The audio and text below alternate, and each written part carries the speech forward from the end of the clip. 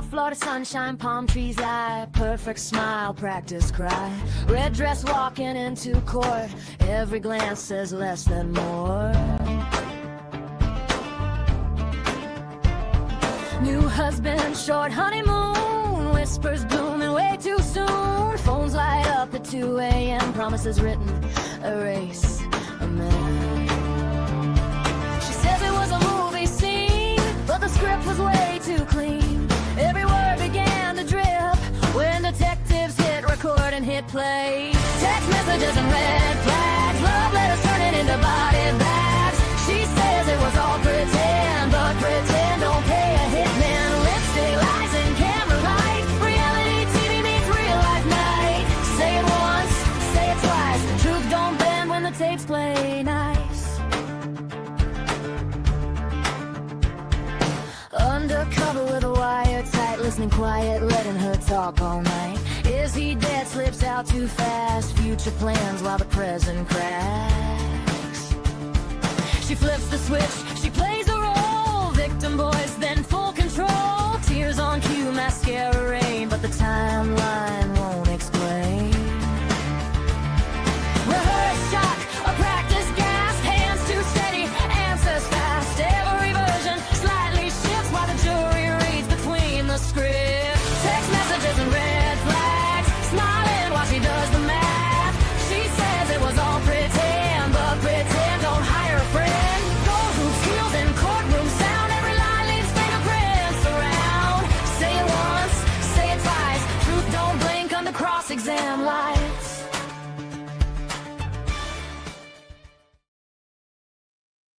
I like it. I like it. Thank you. Thank you. I'm going to start learning that one too. Snipes missing the magic. Still miss shaking the magic I 8 mean, ball. Don't worry. that will It'll be always back.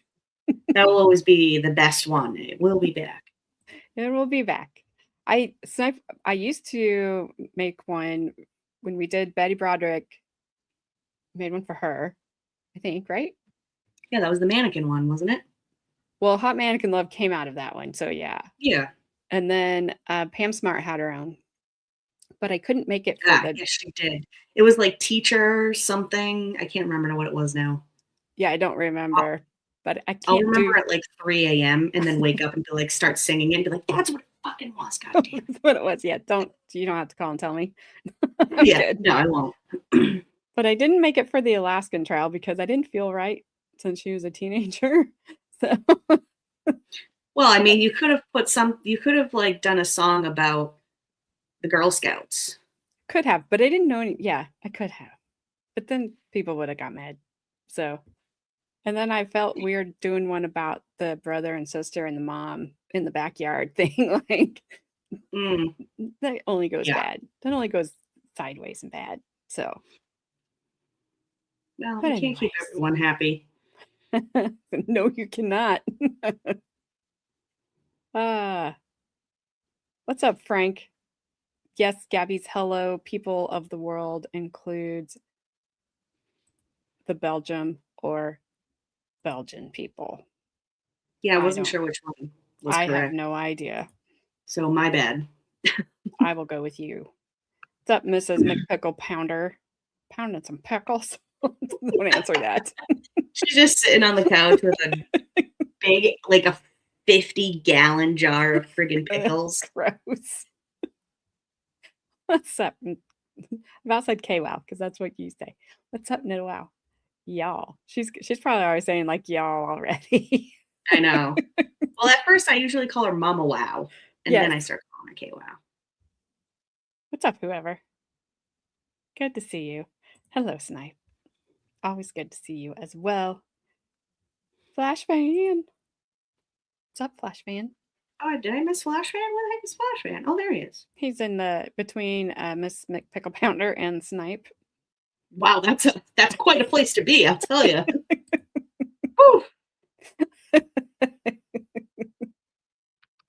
Oh, Frank. Maybe one day. Maybe one day.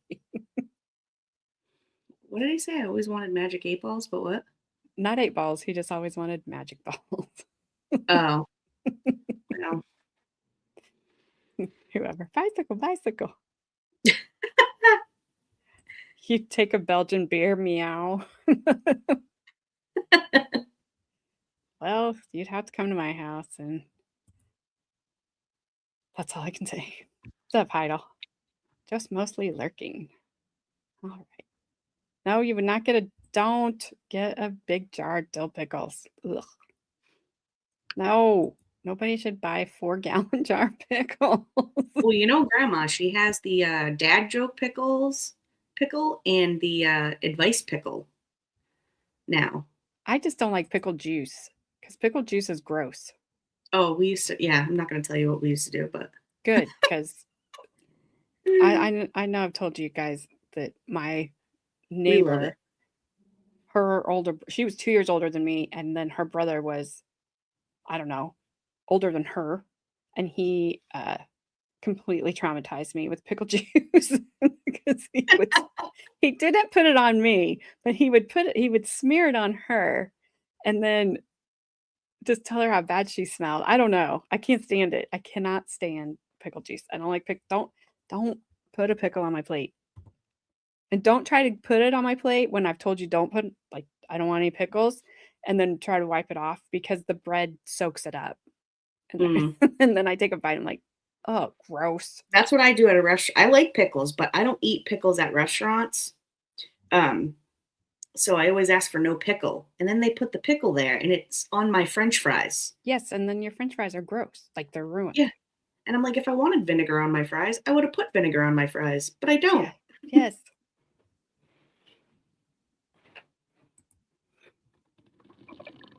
The kid I ate. I don't think you ate. Wow. Okay, wow. Dang. Straight to jail. Straight to jail. Don't eat kids. We do not condone eating children. Thank you. What's up, Adair? Oh my God. Hi, you Adair. Glad to see, like, you didn't get blown away by all the horrible weather that was over in your state a couple weeks ago. Hold on. Adair's about to be wicked mad at me. Oh. There's so many hearts. They are not tender. Don't say that. You've lost the plot today. It's okay. I'm sure they taste a lot like chicken. Stop. You know what? They probably kind of do, actually, now that you say that. We will never know. None of us will ever know. And if you know, don't ever tell me. I don't really want to know. Okay. So I was waiting for a little housekeeping to do. I will not be here tomorrow, which means Gabby won't be here tomorrow either. I am hopefully, going to go with the rest of my family and see a friend of ours who unfortunately was diagnosed with cancer right at the beginning of the year. I know we're at the beginning of the year. It sucks. They thought they found a thing in his, a mass in his lung, then it was on his liver, and they confirmed it was small cell. She said, I don't know anything about cancer. Like, she was telling me today, it's like, it's B4. He's in good spirits. He doesn't feel bad yet, and I want to go see him before he does. So he's starting treatment today. We might not be able to go see him tomorrow, but I'm not going to know until later. Tomorrow, it's going to be too late to try to get anything, and it's like an hour drive from us. So whoops, you got that first. So that's be quicker than that. I do have to be quicker than that. So that's where I will be. But they're just good people. They are like these salt of the earth people. They're so amazing. And just sucks. But he's taking it in stride. And she said, if this treatment gives me a year or a year and a half longer with him, it's good. They know the outcome. So now it's just time. But so just that being said, I won't be here. So hopefully then I'll be back Thursday. You know what? You'll hopefully be doing something better and good. Yeah. You know? Yep. So good people are hard to come by. I mean, just they look at are. tonight. You know what I mean? So when you find good people, you know, you got to hold on to them. Yes. So they are. I told her on the phone today. I'm like, I'm trying. Like you've made me feel better. You shouldn't have like be making me feel better. But you have. So it's like that's just how they are. That's all I know about cancer. Is it sucks. That's it. Yeah, it totally does. That's it. I've had to ask Bree, you know, what's this, what's that. They did get better news today because they thought that he was going to have to be up there for 3 weeks in the hospital, but they are not thinking this is going to take that time. I don't know. I can't, because when I read that, I was kind of like, oh crap, like they're just not going to do anything, but they still are. They can just get him home faster. So, and I know he wants to be there, but she said he's still cracking jokes and he's still him. So that's why I want to get up there. Yeah, so. That's the best. That's the best time to go do that for sure. The Dippolito cup on my thumbnail is a lie. It really is. Wait, is she Hispanic or Italian? I don't know. I think Hispanic because I think. I'm sorry, but the picture of him, he looks Italian. I think he's Italian. But she looks like with his Cuban or like. Yeah, but with his last name, wouldn't that be Italian? Like more Dippolito? Yeah. But that's not really them. That is an image created in their image, in their likeness. So what I said earlier, which is, it's her alter ego, Jessica. Yes. Thank you, Noah. I appreciate that. Like, that just means a lot, and it would mean a ton to them. So, what's the difference? They both throw shoes. Oh, Hispanic and Italian. That's very true. They do. I'm a professional ducker. I got a whole education one day on this channel when I very first started from Gabby and a few other ladies about Heidel. I think I've seen you put the name of the shoe. Mm-hmm. Yeah. There it is. Yep, that's them right there. Boy, did I had never heard of them, and I got an education about things that happen with those shoes. And well, the Italians call it something different, but it's kind of similar. They call it the cucchiata, but that's a Hispanic version. Bless you. You're welcome. Thank you. So yeah, that was a education for me for sure. Like, man, I live in a bubble. You guys just like broaden my horizons every day. You don't even know. Yes, a shoe, not a shoe. Okay, so we have Mr. Dippolito on the stand today. I don't think he's going to sound like you guys. You laughed at that. You like twitched your head. You're like,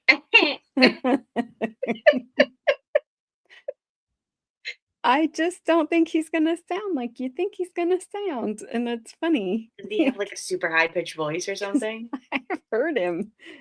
Does he sound like this? Marriage. Does he sound like that? No. Dang. What's up, Dodo? Good to see you. Oh, okay. Let's do this. All right. Do you swear or affirm that the testimony you're about to give will be the truth, the whole truth, and nothing but the truth? Yes, I do. Make yourself comfortable, adjust the microphone if you need to. Please speak loudly. Hey, Judge. Please tell us your name. Michael Dippolito. And we've got the spell. Ms. Parker. Good afternoon. Hi. Where do you live? Boynton Beach, Florida. What's your address? 1329 Via de Pepe. Mr. Dippolito, you're currently employed. Yes. What are you doing? We sell construction supplies. Tell me exactly what you do in selling construction supplies. Basically, we contact gentlemen that cut, we sell diamond blades, the gentlemen that cut concrete, any form of block, cinder block concrete. And what we do is we fulfill their orders for them. And we basically have a list of clients, and we contact them when they need blades and don't need blades. How long have you been doing that job? A few months. Now, are you married to the defendant in this case, Dalia Yes. Dippolito? Yes. Do you see her in the courtroom? Yes. Could you please identify her by pointing to her and stating an article of clothing that she's wearing? A gray sweater right there. Let the record reflect that the victim has identified the defendant. Yes. Now, do you currently have a divorce case pending against the defendant? Yes, I do. And how long has that been going on? Since the incident, say 8509, maybe a week or so after that, in that area.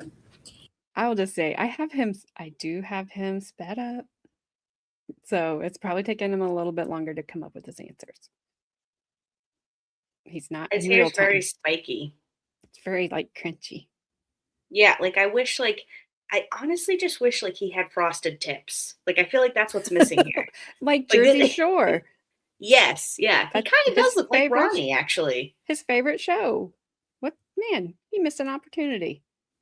That is kind of hilarious. I like his shirt and tie too. Also, I like his shirt too, but I mean, purple shirt in court, bold choice, buddy, bold choice. He is. He's bold. He's clearly Italian, or as they say it from where I'm from, Italian. He Italian. definitely is. I mean, yeah, he sells construction equipment. Yeah, he's definitely Italian. It's very 2011. Gabby, not 2096. I know. 2026. What? No, I think KWOW might have had like, sorry, you took that down. I didn't see that. My apology. but I think she might have had like, I don't know, like a sip of wine or something. I don't know what's going on with KWOW tonight, but I kind of like it. Keep it up. Keep it up. You don't have to. I'm sorry, you did allow. I didn't see that. Also, he sounds like he's not gone through puberty yet. Yeah. He might belong to a group that doesn't exist. Doubt it. Okay. Not with that purple shirt he does.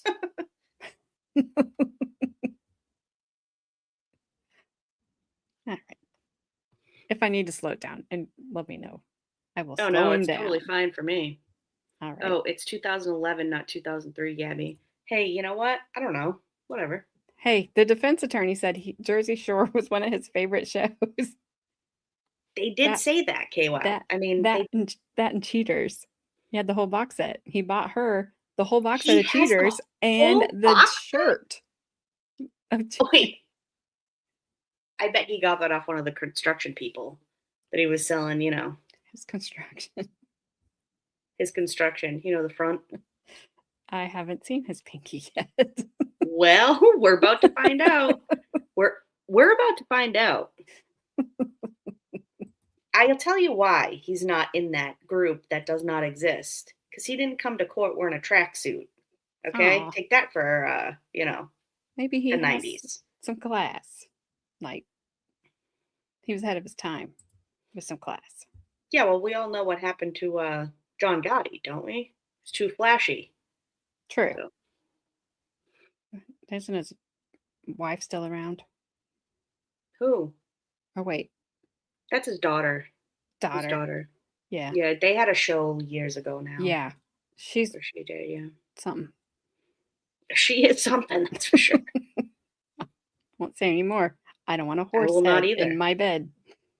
Now, good luck trying to even get that in here. So, Do you remember when you met the defendant? Yes. When was that? Late October. Oh, sorry. Late October would be 2008. Okay. And I'm sorry to ask this, but were you married at the time that you met the defendant? Yes. And who were you married to? Maria Dippolito, Maria Luongo. How long were you married to Maria? About a year. And when did you get divorced from Maria? Do you remember? End of January, in the area, January 28th. And that would be in 09 is when that happened. Now tell us about the beginning of your relationship with the defendant. What was it like? It was exciting. I had fun with Dalia. It was interesting. We got along well. Seemed to share the same interest in things. We like nice things together. Like doing things. She got me to go, spend more time at the beach, things I normally wouldn't do. And it just seemed exciting. We seemed to hit it off. How would you describe your marriage up until the time that the defendant was arrested on August 5th of 2009? I thought we had a good marriage. We had some issues, but I was in love with my wife, I married her, and I wanted a future with her. So, I thought we were doing well, besides a few things, but yeah. Now, did her arrest for solicitation to commit first-degree murder of you with a firearm on August 5th of 2009 come as a shock? Yeah. I mean, I just couldn't believe it. It's just crazy. Iris, this is the person, this is her soon-to-be ex-husband at the time that she tried to take out with the hitman. And how are you doing, Iris? Maybe she should have hired one of his construction guys. It would have gotten done. She probably would have gotten done, and they could have used They one would of have those never diamond found him. blades. Yeah, he would have been in concrete. They would have never found him. They would have never pieces. found him. Just pieces everywhere. In law school, a professor expected you to know anything about Jersey Shore. I was more of a teen mom's trash TV watcher. I would have been teen mom too, like all the way. I never watched watched that, Jersey yeah. Shore. I watched both, actually. What's up, Wendy? How are you doing? Hello, Wendy. Yeah, I never watched Jersey Shore because the commercials for it just drove me crazy. Like, no. But then Yeah, I'm the like, show is complete trash and ridiculous. I mean, it was just like a show you watched when you wanted to not really pay attention, but just have something on, yes. Iris, did he get electrocuted? I was just saying, Iris, it looks like he's missing frosted tips because his hair is Telling you. I wish he would have had them. that would have been purple frosted tips. That would have been hilarious. Yeah, that's my thing. I never saw Jersey Shore, but I do know some of the characters. I probably don't. Yeah. I mean, you got Snooki. Well, yeah. I mean, everyone knows Snooki. She was like a train wreck, and then of course. Okay, that's it. Well, that's all you know. That's all I can think of right off the top of my head. All right. I can see the guy. I can see the guys, but I can't think of their names. And then I don't know. It doesn't matter. All right, let's get back to that. AJ's about to Google the names of people from the Jersey I Shore. am not going to look that up. There will be no Googling Jersey Shore. Just a tip. That's what she said. Facts. TLC. Yes. Yeah. I like that too. Where it's just the show doesn't even matter, kind of Beverly Hills Housewives. Who gives a crap what the hell is happening on that? But you just need to decompress your brain. You're just let's watch this trash. Yes, and makes you feel better about your life. It totally does. It's wow, I'm not that vapid. That's awesome. I love myself now. Thank you, show.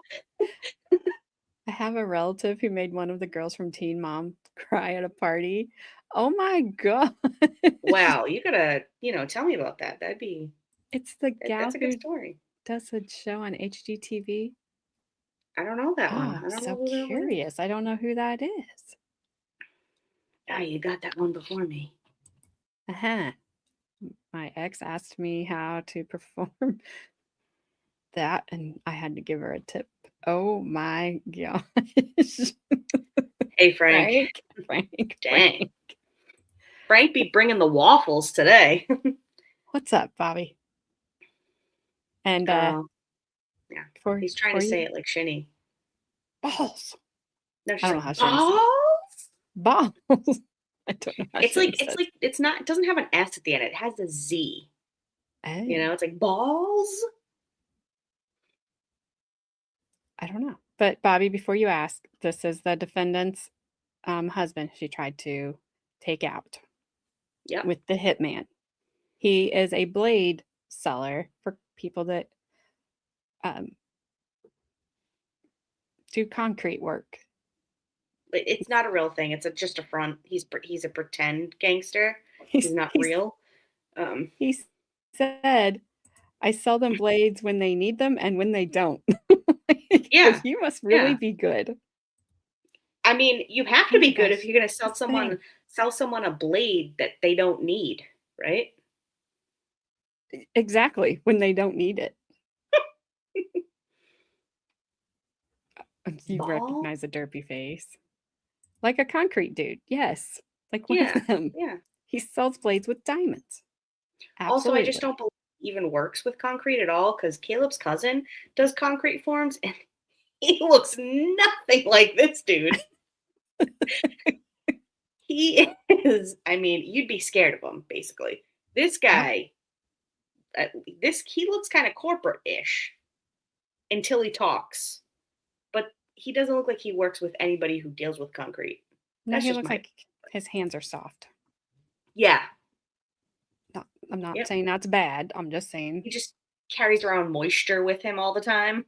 yes. Just moisture gloves the whole day to work. Bobby, how come Wendy H can't see you? She's sad. Oh, maybe is your chat to all chat and not just top chat? Because sometimes if the chat is at top chat, it doesn't show every chat. He's not. Snipe, don't What? do What'd that. he do? You're lucky Oh. she's not here. Oh, that doesn't bother me. I mean, you could basically say anything. All right, let's go with this, man. I can't wait. So Now let's go back to 2009. Did you decide to buy a home? yes, And is that the home that you currently live in? yes. Do you remember what date that you bought that home or that you purchased that home? I believe it's the end of January 29th in that area Of what year? of 09 when I purchased the home. Do you remember how much you paid for it? $238,000. And did you purchase that home before you married the defendant? Yes, When were you married? Do you remember the day? February 2nd of 09. And the money that you used to purchase that home, where did that come from? My company had an online marketing company. Okay. And how did you pay for it? Is the house The paid in house full? is paid for. There's no mortgage on the home. No. Did you use a check? Did you use cash? How did you pay for it? I had cash. I was taking cash out of the company, and I went down. I took the cash to a teller I knew at Bank of America, and I asked her if she could do it because it's a large sum of money and it's a little bit of a crazy transaction. But I knew the teller, and she knows me from my business, doing business at the bank. She says, not a problem. She spoke to whoever spoke to, and they did it for us. And she cut the cashier's check for me.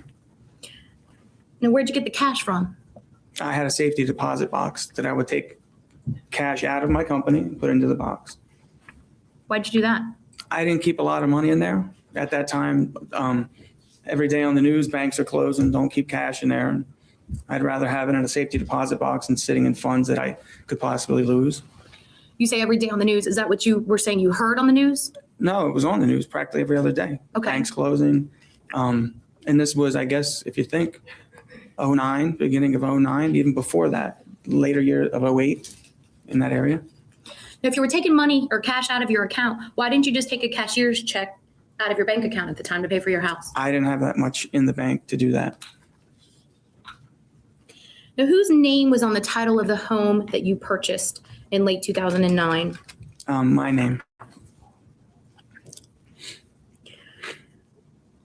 Mr. Dippolito, are you a convicted felon? Yes. What are your convictions? Do you have more than one conviction?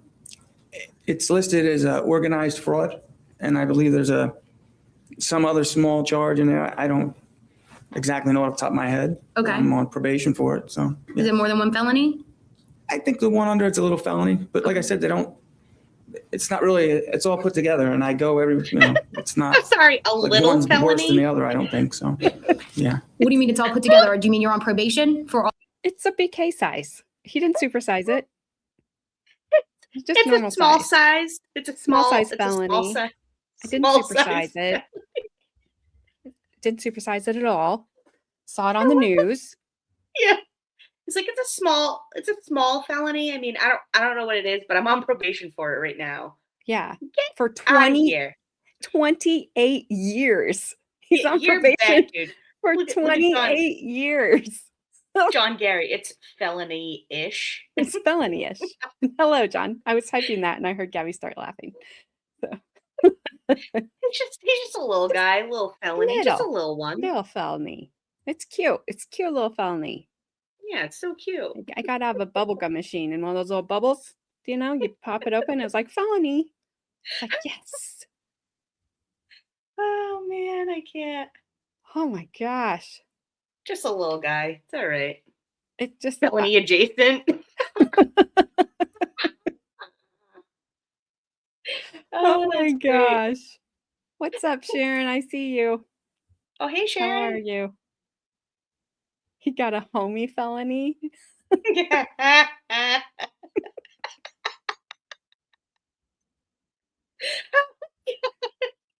It's not worth mentioning felony. Yeah, Snipe, you're asking. He would have had to have a thought process here. Yeah, clearly. Like, let's see. I should pay off Clearly, my he all doesn't- my other debts, or I should just give her $100K and trust that she's gonna do it. Well, clearly he doesn't even know why he's on probation. For 28 like, yeah. years. Yeah. He's like, I don't know. It's a little felony, but I'm on probation for it right now. I don't know what it is. Itsy How do bitsy you teeny how the weeny No. baby felony weenie.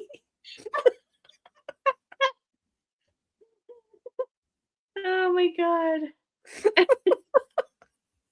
Itsy bitsy teeny weeny tiny little felonini. Yes, John, I am glad it failed because we would not be having this time here right now, which is awesome. Temu felony. Wish.com felony. It's all meshed together. Oh my god. Oh my gosh. Oh man. IKEA felony. Some assembly required. Why are we making you sad? You shouldn't be sad. It tries its best. Oh, he's talking about, I don't know. He thinks His we're making fun of his little penis or teeny something. tiny felony. We're not talking about you, Bobby. Maybe it's just cold and you never wear clothes, so That's true. I mean, Maybe try- it gets drafty. You gotta, warm it up. just try heating pad or something. Mm. Felony hardly fit in the deposit box. Assembly and many curses required to assemble simple things from IKEA. That's right. True. He's an itsy bitsy teeny weeny. What? What is that? You I put think that was those a words typo. in there, and I don't get them. Like when Shinny said, "Stop speaking in other languages" the other night, I was dying. All right. Shinny told me so. I love it. Everyone's always, because you're the most important. Okay. Bobby has an any felony.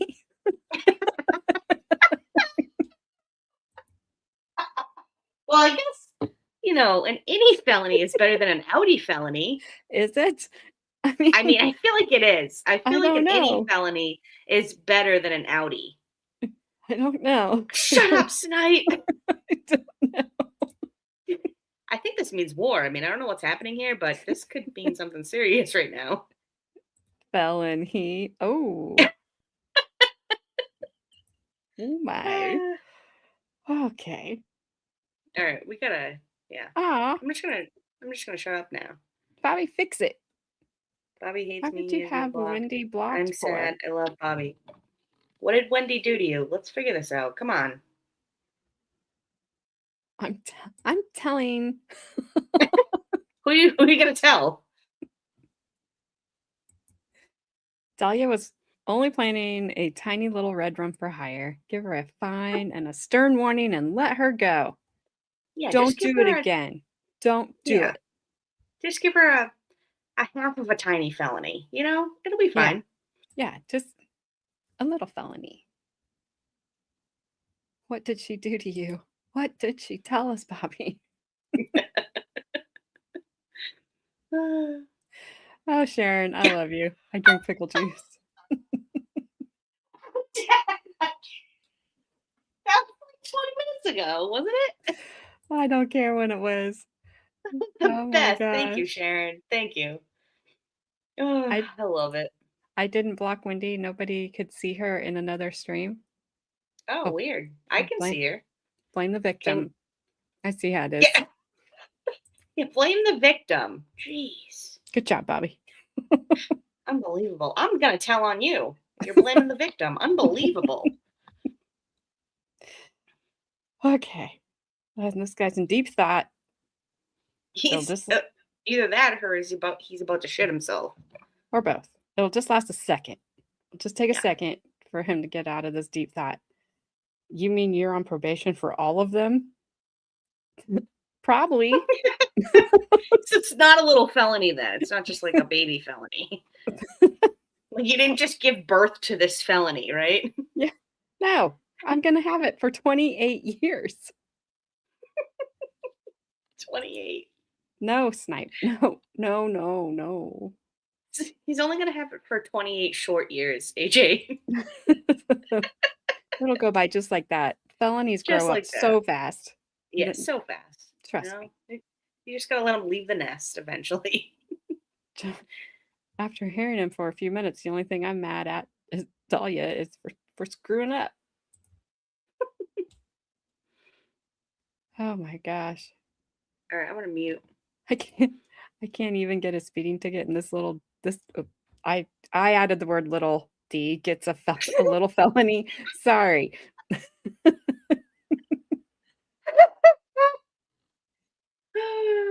Hey, yeah, well, you know. Yeah. All right. I bet if he had frosted tips, he wouldn't have gotten that little felony.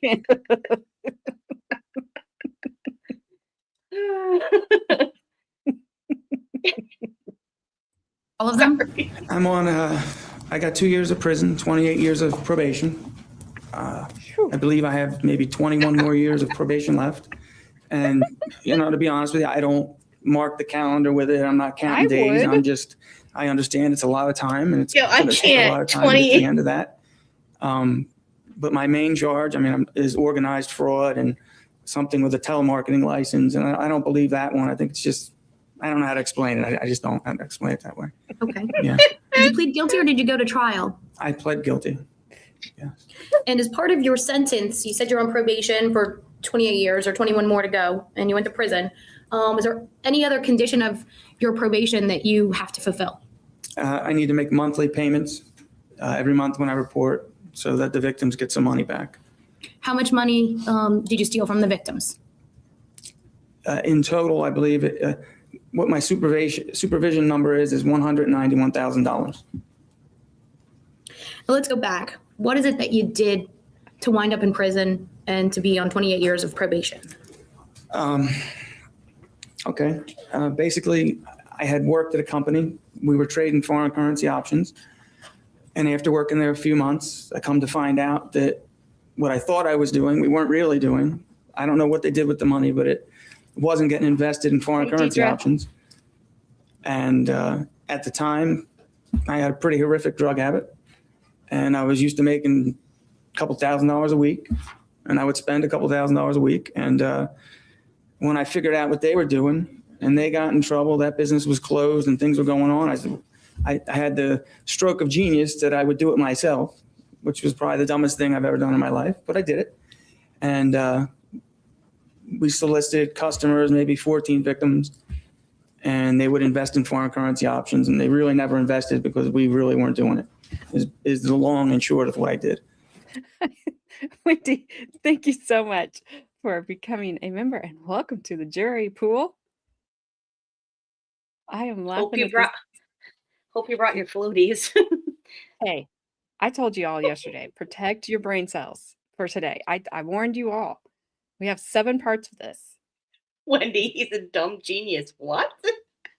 Yeah, I had a stroke of genius, which was like the dumbest thing I've ever did. And I mean, it's like, only 14 people. Yeah, I mean, it's only, Doesn't mean anything to 400 them. more years. It's only 400 more years of probation. It's fine. I'll be fine. Yeah, Just I'm a little good. thing. I mean, I would be keeping track of the years and the days, and I would have it marked on my calendar when the end was. It would be circled. Wendy, I feel really sorry for you, though, if this is the best day of your life. I can't. Yes, it was just a tiny little Ponzi scheme. It's like, it didn't hurt anybody. Yeah. I it only wasn't owe even $240,000 at this point in this time. It was barely a Ponzi scheme. It was just a little tiny one. an Onzi. It was just an Onzi scheme. just an Onzi. Circled in a calendar that hadn't even been printed yet. That's exactly right. 28 years in the future, I would have circled that sucker. Wendy, my me husband too. Would have been like, what's that circle on the wall? Be like, don't you worry about it. Yeah. That's when my little felony goes away.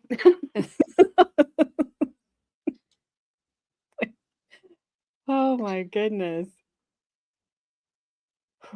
Onesies? Oopsies. Oh dear. He's not a gosh. good con. He ain't fooling no one. Nope, he's not. And neither is she. No, I feel like I'm in a, like a comedy. Like this, like he's talking about it so like nonchalant, like serious, but it's like, dude, you do understand that this is serious, right? Like this is your life now for like 20 something years. It's all right.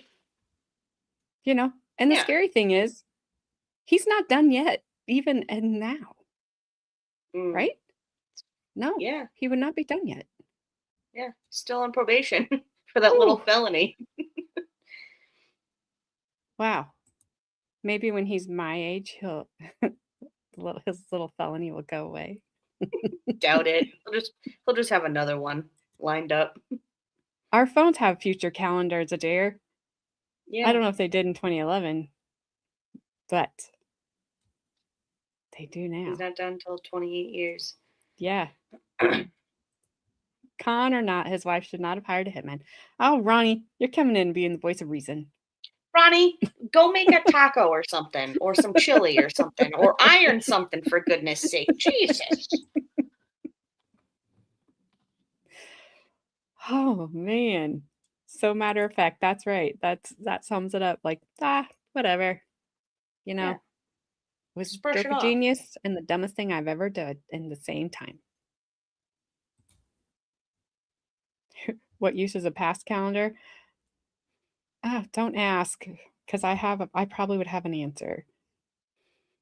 Baking time out, Ronnie. We all expect cookies within the hour.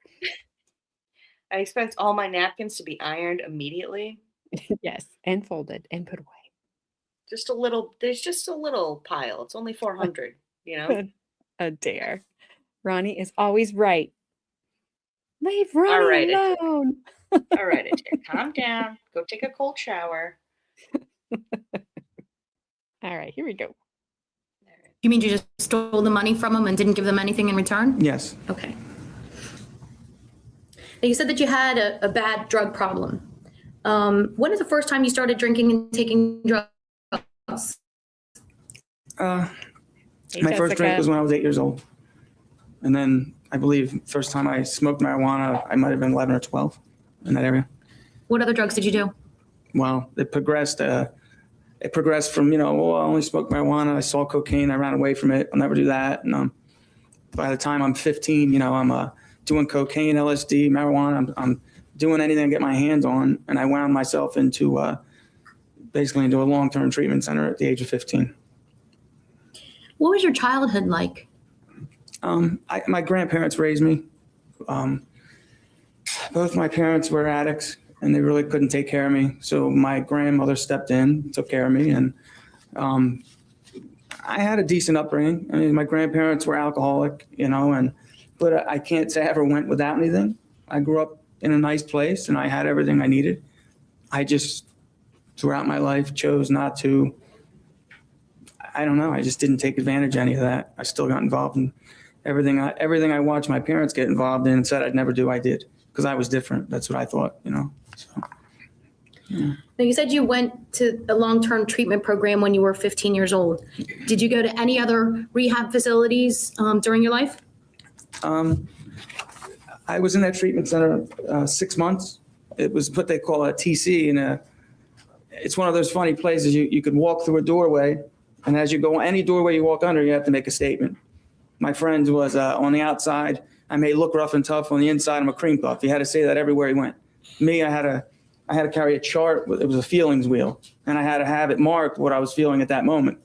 It was a crazy place, but I'll be honest, for being 15, I don't think anything would have worked. It took about 4 months for me to even consider the fact of getting sober. I stayed sober 5.5 years. I ended up working at that facility a little, just as a night counselor, no certification, but I took patients and did things, and I relapsed. And when I came in, I got it the first time. I would see people go, I don't know how to get it. I don't know how to do it. And I didn't understand them because I got it the first time somehow. So when they would say that, I'm thinking in my mind, I couldn't compute because I got it. I made a decision. I did it. Well, this time when I went out, here I am probably at that point, 3 detoxes, 2 rehabs, I'm leaving. I don't know how to sit and be a patient because I think I know everything because I worked in a place. And now I'm that guy going, I can't get it. I don't understand how to get it. And that was me, so 3 or some odd years of that, I got myself into another place. I could only check into, I'd have to say I was going to kill myself because I didn't have insurance. So they would take you in and they'd keep you for 2 weeks. I went into one of those places, and then I ended up, I came to Florida, and I ended up putting another 5.5 years of sobriety together. And then I ended up working at another facility, probably a bad pattern for me now that I look back on it. And 5.5 years, sure enough, I relapsed again. And that pretty much is what led me into, I took that job. Next thing you know, we're stealing money. I'm just around all the people I shouldn't be around. And I stayed with it. I stayed with it as hard as I could because I know myself. I won't stop. I won't stop until someone puts handcuffs on me, or I won't stop until I'm thrown in rehab, or I won't stop until maybe I overdose or something happens. I'm not proud of it. I'm one of those people. I don't know how to just turn it off. So, but it took a few years after that. Actually, it took until I went to prison. And even in prison, I'm wrestling with the idea. I mean, it really had me in a bad place. Yeah. Now, when you were arrested in 2002, did you cooperate with law enforcement? Yeah. What did you do? Well, the guy that arrested me, he had probably ran into me in a few other businesses so often. It was a little joke. I'd see him. I'd say, hey, Uncle John. I knew the guy so much. It was ridiculous. The guy knows me. I know him. He acknowledged me. Hey, Mike, hey, Mike, one day I'm going to come get you. We all knew. And lo and behold, he was the guy that did arrest me. And so when I went in, I can't say I was thrilled that I got arrested, but I have to be honest. I was just glad that I was done because I knew it was coming. All I did was every penny I got, I'd spend it on drugs. I'd hide in hotels. Every penny I got, I'd spend on drugs. So when the day came, I felt a little bit of relief. And it happened to be him. I can remember I was drinking a diet Dr. Pepper, and Uncle John comes walking in. I shook my head. And I said, hey, Uncle John. He goes, let's go. And, I put my hands behind my back and we went. And, there was no disputing it. I did it. And I couldn't imagine what I would say. So I never disputed it 1 second. No. Did you help? And what do you know what his real name is instead of Uncle John? John Calabra. Okay. Did you Yeah. help Agent John Calabra with another investigation he was conducting at the time? Well, what had happened was I got arrested and he came to see me a couple weeks after. And he asked me if I had worked in a company. Anything that Mr. Calabro told Mr. Dippolito. Stay. Okay. Without telling anybody what Agent Calabro told you, did you give them a statement? Yes. And as part of your plea deal, did you have to testify against others regarding that investigation with knowledge you had? Yes, I worked at a company for a few weeks. So they wanted to know about that. Now, how long did you actually serve in prison? I believe it was 2 years, but you do a little less than that. And I did a lot of time in the county. So when you break it up, over the span of time, a little less than 2 years though. Did you enjoy prison? No, I didn't enjoy prison. Do you ever want to go back? No. I was actually scared. So, yeah. Now, after you got out of prison, what did you do?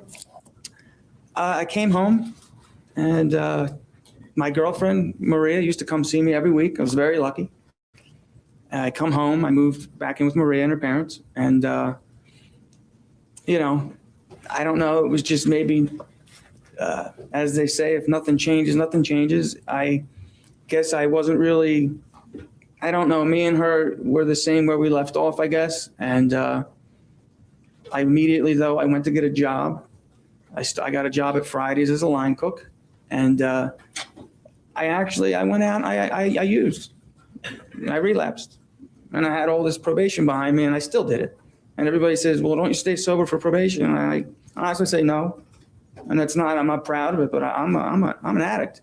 If I want to use, I'm going to use. You're not going to tell me you're going to arrest me. Isn't going to scare me. It's not going to happen. And that's, like I said, I'm not proud of it. I'm just being honest. And I did that when I came home. So she basically told me just before I came home she was seeing someone. So I left. And when I left, I said to myself, I'll try and say not what I said, but I left and I knew, I can either be Mike the idiot walking down the street who gets thrown back in prison, or I can be Mike the guy that actually gets sober, goes to meetings and does what he has to do. And I did that. I kept working, I got sober, and I stayed sober this time. Are you currently maintaining a sober lifestyle? Yes. What do you do to help with that? I'll make some AA meetings. I have a sober support group. Most of my friends are in the program. Not all of them, but most of them. And, that's about it. Time to time, I'll go to counseling, depending on, what's going on in my life. Now, back in 2009, what were you doing for a job? 2009. Yes. Let's say January of 2009. Jeez. Oh, okay. 2009. Catching you. I worked for myself, I believe. Yeah, Mad Media. What did you do? I had an online marketing company, and I know that's confusing, but what that basically is I would contact anyone with a website, for instance, just send them a little email or something and ask them what they did to get traffic to their website. And, it's a very foreign thing to most people. Everybody thinks if you get a website, everybody's going to show up to it. It's not how it happens. So, either through email marketing, could be banner ads, any form of, getting in front of people, putting your website link on someone else's site, you present it to a company. And then that's more or less what we did. MAD, M-A-D, what is that? Does that mean anything to you? It's my initials. Okay, what Michael are they? Anthony Dippolito. Great. Yeah, it's a little silly, but people remember it. So, it catches it. So, yeah. Now, who's the owner of Mad Media? Myself. And was Mad Media incorporated? Yes. When did you open the company? Do you remember? I believe late 07. And when you first opened that company, were you working somewhere else? Yes. Where were you working? I worked for my friend's company. It was E-List Marketers, then they changed the name to M Revolution. So it's the same company, but they did something with the name. What kind of business did M Revolutions do? They did online marketing. That's how I learned about email marketing. And I didn't even know how to use a computer out of prison, I'll be honest. I didn't even know how to I didn't know how to log on. I didn't know how to send an email. I didn't know how to do anything. So yeah, somehow or another, I didn't learn that until I came home. Now, tell us about probation. What do you have to do? You said you're on probation. What do you have to do as part of being on probation? I report once a month. I check in. I go in. I fill out a form. Maybe I drop a urine, depending on what they want. And I'll be honest, I have so much probation. I've probably had minimum 5 probation officers. My thing is if I get a new one, which, you get comfortable with someone, I tell them, look, if you need anything, please ask for it. If you look at my paper, I have another 20 some odd years of probation. If you need me to show up here, I'll come. If you need me to fill out a paper, I'll fill it out. If you need me to, whatever you need, please ask, I'll get it done. Because they don't know me and I don't know them, and I understand I'm one of probably 1,000 people they see. But like I said, I have so much of it. I just I don't do anything to bump or rock the boat per se. Yeah. Now you use probation lingo of drop a urine. What does that mean? Oh, I'm sorry. No, I'm not on drug offender probation, where sometimes they have to, every time they check in, they have to give a urine specimen, they drug test you. But I believe it's in the writing that if they choose to drug test me, they have the right to do so. So sometimes I ask if they want it. Sometimes they tell me they want it. And then, it's kind of just what you do. Yeah. Hit or miss. Do you report in person once a month? Yes. Every month I go to Delray Beach and check in. Do you have to fill out a monthly probation report for the probation officer? Yes. And what kinds of things do you have to put on that report? It asks your DC number, which I have because I've been to prison, and someone said to me, you'll never forget that number. And I was thinking in my mind, sure, I will. I hate to say I remember that number, but I put my DC number because I've been there, my address, my job, how much I made that month, anybody living with me at the time, I believe. And there's a form if I've had contact with law enforcement. If I were to get arrested or to get some form of trouble, I'd have to tell them, and you're supposed to tell them before they find out, just out of the principle of it. Yeah. Is there also a place to put what kind of vehicle you drive? Oh, yes. Yes. Now, prior to you testifying in trial, did you have an opportunity to look back over all your probation reports since you've been on probation, or a significant amount of them? You mean recently? Yes. Yes, I did. Now, on your monthly probation reports, now you said, let me go back. You opened the company Mad Media. Was there a time where you were working at Mad Media or working for yourself and also working at? I'm going to object to the form of the question is leading because it suggests the answer. Overruled. Was there a time where you were working at Mad Media and you were also working at M Revolutions? Yes. Okay. Did you put that on your monthly probation report? No. Did you list every dollar of your income that you made with Mad Media on your probation report? No. I listed my main job at the time, would be the one job that I had. And why didn't you do that? Why didn't you put all of the information on there? I just didn't. And, looking back on it, I'm being told that I should have, but I didn't do it. Does it say on those monthly probation reports, is there a place to check or sign that says this is true and complete and accurate? Yeah, on the bottom of the form, you're supposed to sign it. I don't think I signed when I first started going, I don't think I ever signed it, but then for some reason or another, I started signing them. Not that I go so much, I'll be honest with you, I grab that paper, I practically scribble on it and I hand it in. I have poor penmanship as it is, but I go so often, it's not like I just go and I'll see you guys next month. I mean, it's, very rudimentary. It's every month, you forget you're going, but then you get there and you go, oh, I'm here again. But it's just kind of how it is. Yeah. Who's your current probation officer? Officer Banks. And how long has he been your probation officer? He's been a little while. I'd say January, February, maybe May, a little further, May 09. May of 09. A little under 2 years, but a while. Yeah. Now, you talked about some cash that you had that you purchased your house with. Did you tell Officer Banks or any other probation officer about that cash that you had in a safe deposit? No. Did you tell your probation officer that you paid cash for a house? No, I didn't. Were you ever asked any questions about how you purchased your house by your probation officer? No, never. me what your lifestyle was like during your marriage to the defendant. Well, moved into a new house, furnished a new house. We had a little dog. I got a new dog. So it was kind of, everything was fast paced. I liked it. I loved it. I was happy. Did you like nice things? Yes. Did you ever buy the defendant any jewelry? Yes. What jewelry did you buy for her? Well, I bought her an engagement ring, wedding ring. And somehow, I don't know how we started shopping at David Yurman. It's a certain brand of jewelry, and we bought a lot of David Yurman jewelry. Do you remember how much that engagement ring cost you? A little under 20,000 in that area. I mean, it appraises for more, so it's hard to say exactly. And the David Yurman jewelry, do you remember how much you spent? Another On that? 20,000 in that area. And what kind of car do you currently drive?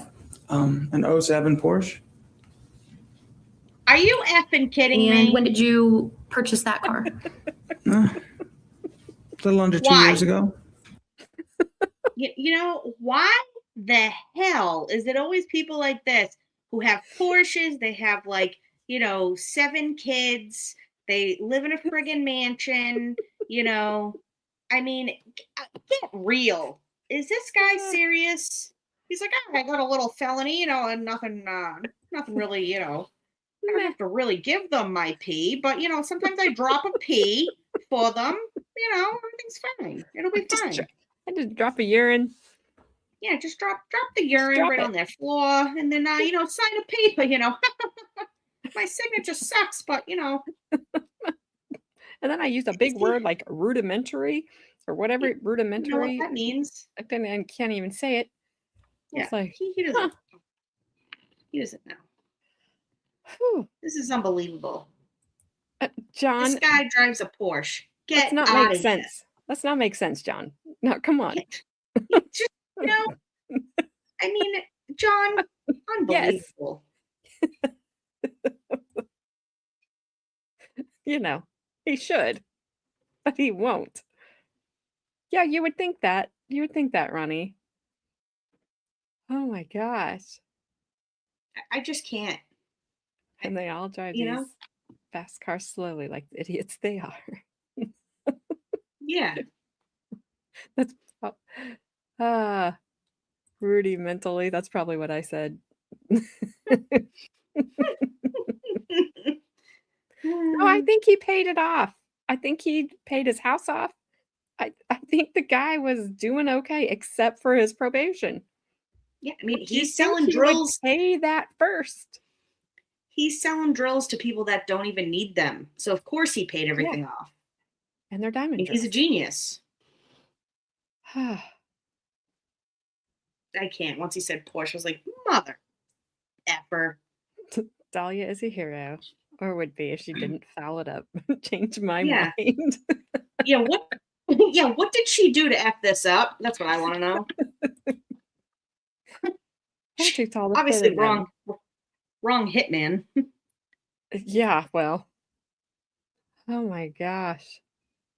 Not that I want a Porsche at all, but it's always people like this who have them. And it's like, then you see them driving around. It's always the BMWs. They cut you off because, they have a BMW, or whatever. They're like, oh, this stop sign means nothing to me. And guess what? You're going to stop because I'm driving a BMW or a Porsche or whatever the heck. Whatever. Yes. As Snipe says, Gabby, having ethics and scruples doesn't pay. Yeah, apparently. I mean, Yeah, but she hired someone else to do a job she should have done herself. Now, we don't know where her brain, like her IQ level is. We no, don't know. but you know what they say? You give a man a job that a woman should have just done herself anyway. So, I mean, Jesus. Selling jewels or his tiny jewels. What'd you say? I don't know. I Could don't be know both. that his jewels even dropped yet. So I don't know. I think they're still up there. oh, they totally are, John. They really are. They really are. They're like the worst. I don't really. Well, I have a friend that had an Audi. He doesn't have it anymore, but I can't say. I have to give him credit. He paid cash for it. It was his gift to himself after he graduated college, so I have to give him credit for that. But he doesn't have it anymore. I can't The speak for. backup in his throat. Yes. Could you not heard his voice? I Deep can't down help in his that throat. you have a felony. An Audi, quit bragging. Hey, Bri. Don't say Audi. It's an Audi. So say we have this No. discussion in my family It's an all Audi. the time. It's an Audi. Because my husband's like, it's an Audi. I'm like, it is not an Audi. Just listen to the freaking commercial. It's an Audi. I hope he doesn't say that in front of me because I might. Oh, you'd be on my side, so I hope he does. I hope you Well, do. I hope he doesn't because I might accidentally just a twitch reaction might just backhand him right into his Adam's Well, apple I mean, don't by do accident. that. Because you might get Brandon might say that too. Like, no, it's an Audi. Dang it. Meanwhile, I'm driving a 2012 Fusion and living in my 2-bedroom tiny house, trying to keep the lights on, food and fridge. Well, you should be Deidre? selling diamond blades. Yeah, just sell people shit that they don't need. I mean, Yes. this guy can do it, Deidre. You got You can- this. you I mean, definitely seriously. do it. Like, Jesus. Bobby, I drive in any. Where are you at, Bri? I saw you. I saw you sneaking in. What's up, Bri? Oh my goodness. All right. We'll stop shitting on drivers. People who say D are worse than BMW drivers. That's not nice because that people who say Audi, it's Audi. That's how you say it. Go just listen to because I told my not that we would ever buy one because I can't afford one, but I'm like, just go to an Audi dealership and walk in there and say Audi because you're probably getting escorted out. They'll be like, Well, come you'll back probably when get a you know. few side eyes for sure. Yeah. Be like, come back when you can say it correctly. Sell ice to an Eskimo. Yeah, this guy could, sell a tree to a piece of paper, apparently. Audi is how you pronounce it. Dang it. But it's not an Audi. Oh, Audi. It's an. It's what a. Now I'm confused. I'm hitting play. All right. So go. Audi. Audi. It's an Audi. An Audi. An Audi. It's not an Audi. Absolutely. Thank you, Side Eye, for agreeing with me. I don't know. Audi. If That's my brain. even if right you now. weren't, I feel like you put absolutely at the perfect time because Yes. we say Audi. Well, Odie. Aldi? No, it's not Aldi. Get the hell out of here. Odie is probably more appropriate, John, because Odie. Aldi's. You say it right, both of you. All right. All right. Yeah, exactly. Pauly should Yes, see? that was one of the people I couldn't think of his name. Oh, Pauly. Pauly Shore, yeah, because he's got the blowout. Is it Pauly Shore? Well, no, it's not, but Pauly D. yeah, Pauly D. I was thinking of You're thinking of the Jersey comedian. Shore. No, I was thinking Jersey Shore, so I said Pauly Shore. Oh. That's not what I Got meant it. to say. My bad. All right. Moving on. You're pronouncing it Aldi from now on. I think we all should. I think we should all adopt that right now. I think we should all meet up at an Audi dealership and just be like, so how much is this Aldi? It's just Aldi over here. Did you see this Aldi, this black one over here? I like it. Yeah, just like 20 of us just show up in a group on a bus. Like we rent a bus, we pull in, we all get out, We heard this was an Aldi dealership. Yeah. Can you imagine? Where are you from? Saturn? Pauly Shore is the only man dumber than this man. I mean, I love Pauly Shore. I love him. He's hilarious. Oh my gosh. Honestly, Alright.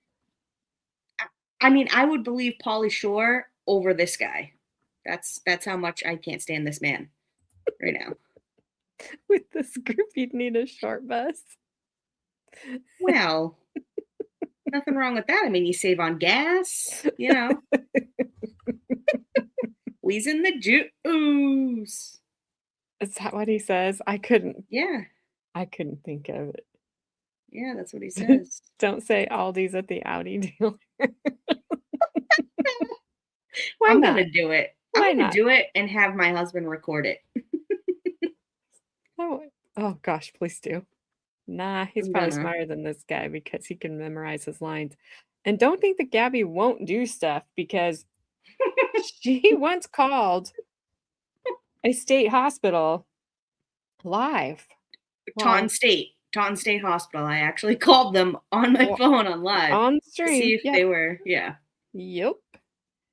And because we had we were wondering if they were still open. Yeah. And I was just like, I'm just gonna, I'm not playing this Google game. I'm just gonna call right now. It's just like, wait, what? And it's just like, and then it's like, thank you for calling Taunton State Hospital. I was like, okay, Please hang on. pay attention because our menu may have changed. Would you like the crazy ward? Press 1. Would you like the extreme crazy ward? Press 2. Or Would press you like one the again. little felony ward? Press 3. So, I told them we it saved was all our open. quarters to put in the new Aldi.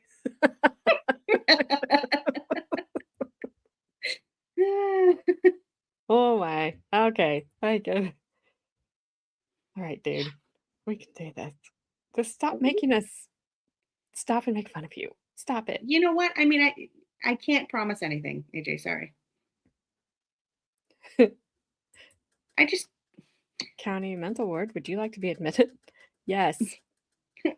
how many times do I got to press 1 for yes? Because please, thank you. I could need a good rest. Can I get the 2-week option that this guy got, not the 72-hour one that's now? Yeah. Like- I love him like calling it a facility. It's like, dude, you were in detox.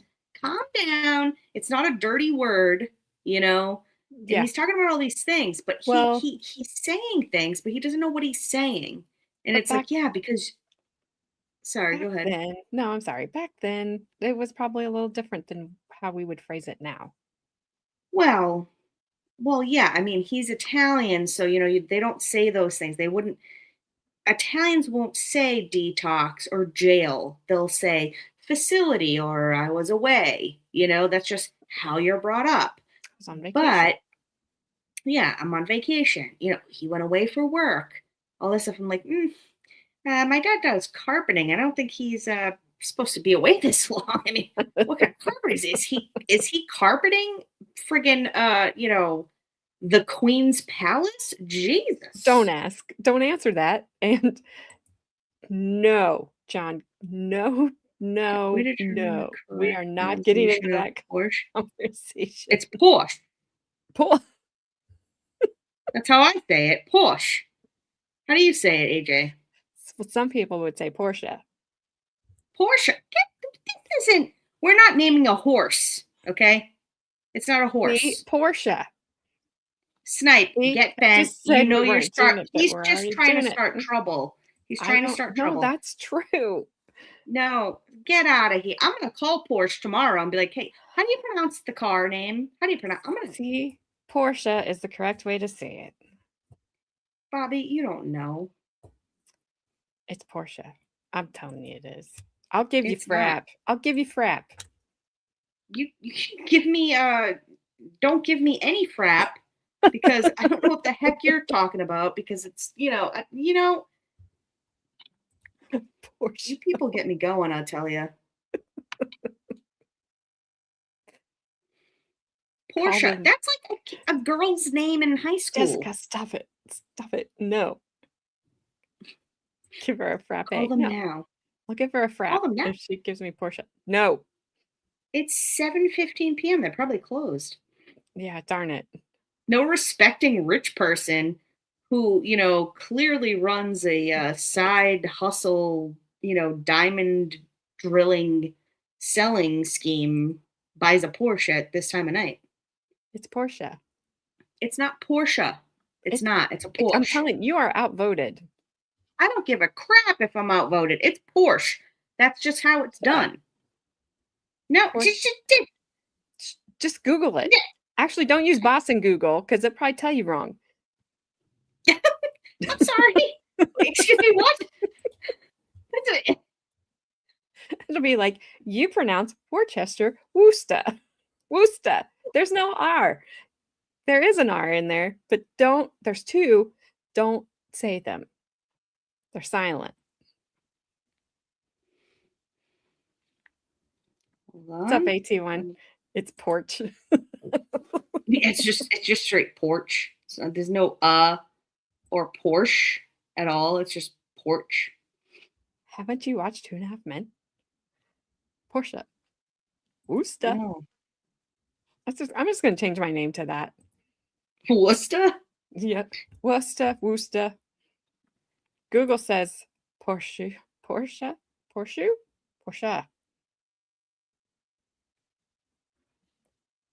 Deutsch is Deutsche. What? All right. Stick a fork in it. We got to move on. Argue amongst yourselves and your Audis and your Porsches. And your innies and your felonies. Aldis. Felonies. The bank. LOL. They're closing. I saw it on the news. You pronounce it Porsche. Porscheed. I will. Oh I will Porsche, Frank. Gotcha. In that area. Do you have any other vehicles? Chevy Tahoe. It's not in my name now. I don't have it, so I drive it, though it's in my mother's name. Did you pay for that vehicle? Yes, company paid for that. Do you remember how much that was? $28,000. And is that vehicle paid off? Yes. How about the Porsche? No. How much do you owe on the Porsche? Do you know? $30-some thousand. Yes. Any other cars? No. Prior to the Porsche, what did you own? I had a 2007 Corvette. Did you and the defendant ever take any trips when you were married? Well, we went to, before we were married, we went to Orlando once. After that, we went to Las Vegas. And then when we got married, which was right after that, within 2 months after, we would go to the beach a lot. I don't think we really ever went anywhere after that. Yeah, I think we more or less went on trips before we got married. Yeah. All right, the trip to Las Vegas. Well, let me ask. Is it difficult for you to travel while you're on probation? It's not easy, as in if I want to take the time, fill the form out, sit in the lobby, maybe wait half a day, come back another day and get the form. And it's such a procedure that I'll be on. And I've almost been on probation in the area of 7 years. I might have traveled less than 5 times. It's just a real, to me, it makes it very frustrating to just do it. Yeah. Besides the trip to Las Vegas, what other trips did you take while you're on probation? 1 or 2 times I went home to Philadelphia.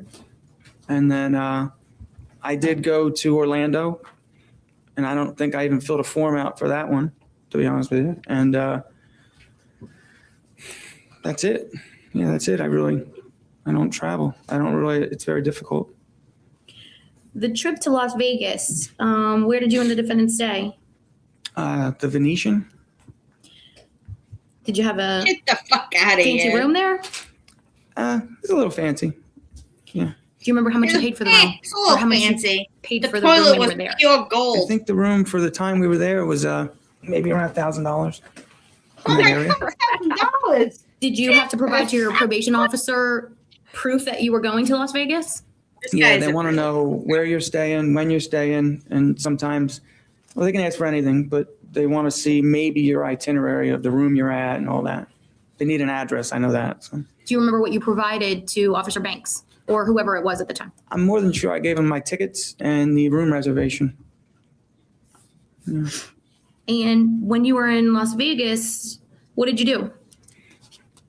We went to see a few shows, but mainly Yeah, I he wanted called a bunch to of go see a hookers UFC fight. and called him up to his $1,000 And room. That's what he that did. came up when we were in Orlando. I had the Get idea. the hell out of I here. finally went somewhere and I'm like thinking about it. Well, this wasn't so bad. Maybe I can put in for a trip. Well, I guess the reason I really put in for the trip to Vegas was my probation officer at the time was the probation officer I had when I first got on probation.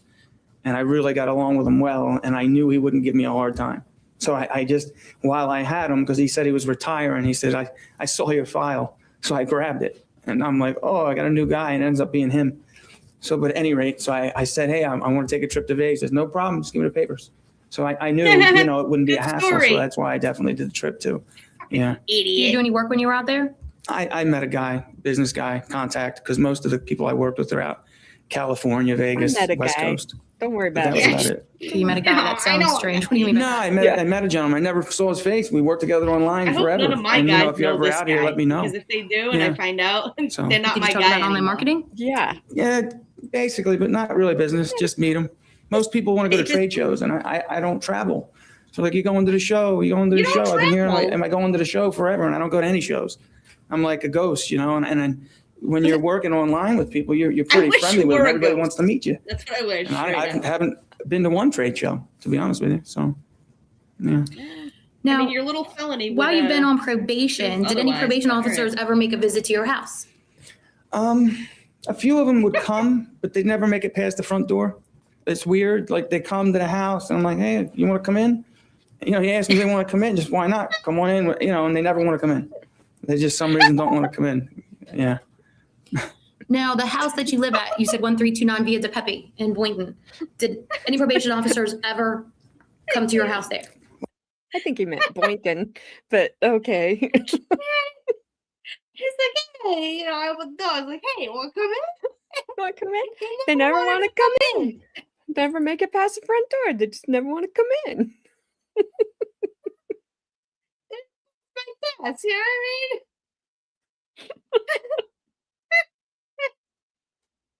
Oh my god, this guy. It's a trap. It's a trap. It's total trap. Oh my gosh. If I went up to a house and knocked on the door and that guy answered, I would have turned around and would have been like, absolutely fucking not. Oh my god. Can't even. Oh my gosh. God. Sharon, I am so sorry to hear that. Oh, your poor daughter has not had good luck. Not I'm not even gonna say it. Not with her cars. I'm not gonna say vehicles. Oh, oops. Sorry, sir, over here. You didn't want to come in. Hey, you didn't want to come in. That's the bad posture. And these guys are over here like, look serious. He's over here like, can I have a hot dog? She's like, what do you mean they didn't come in the front door? They came in the front door. I was there. They came right past the front door. They walked right by you. Yeah, and then he's like, no, they came in through the garage window. She's like, really? They came in the back door. Okay. Her back door, maybe. That's what I meant. Oh my gosh. Yes, they are like, lean with me. Okay, I will. But that guy over there, I don't know what he's doing. You could Photoshop something really bad right there, but I won't. Oh, at the end there, yeah, with the mouth Yep. open. Oh, for sure. Yeah, so I said he wants a hot dog. We can Photoshop grandma's advice pickle right there. Her hand goes under the desk. Whoops. On which side, Snipe? Ooh, The- good call. Good the guy call. I with guess we'll have the, to see. Wants the hot dog, or the guy that's looking real serious right now? Oh, Sharon. Good grief. Sharon, 2026 has to be better for you. It has to be. You know, I keep saying that. I hope it's better for everybody. Me too. I'm decreeing it for Sharon, though. It has to be better Yeah. from here forward. Idle, probably both sides. Both their hands are gonna disappear. Double fisting it. She's like, well, this used to be how I made my money, so gotta stay Why in do you think we practice. went to Las Vegas? Hey. And why do you think he can't remember the show? Bobby, you do not. Stop it. Stop it. I'm gonna tell on you. I'm telling too. I'm telling Shinny. I'm telling Shinny. And whoever else I can tell. I don't know who else that is yet, but I'll figure it out. And Queen. Probably Queen. Yeah. All right. Here we go. I hope you're talking about the trial, Bobby. Yeah, right. That's right. You're Queen. gonna bring the wooden cookiata over here. That's right. I'll find somebody you're not their favorite. Queen has spoons. That's right. Gosh, there's this dang Asian beetle flying around. The stank bug? No, the little Asian beetle thing. Did you Looks just like, pick it up with your hand? yeah, it looks like a freaking ladybug. Oh hell no. Mm-mm.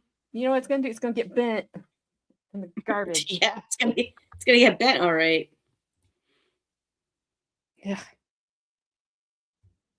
All right, let's let this poor guy get his hot dog. Extra chili. It's not a stink bug, but I'm not gonna smell my finger either. It's not a stink bug. It's an Asian beetle, and yes, they do stink. He Dang just it. picks the beetle up, throws it in the trash, and then sniffs her Well, fingers. it keeps flying around my screen and my light, and it's driving me freaking crazy. I think I have hand sanitizer in here. Oh, there's Shinny. What AJ just did was no worse than what Dalia tried to do. That's right. Thank you.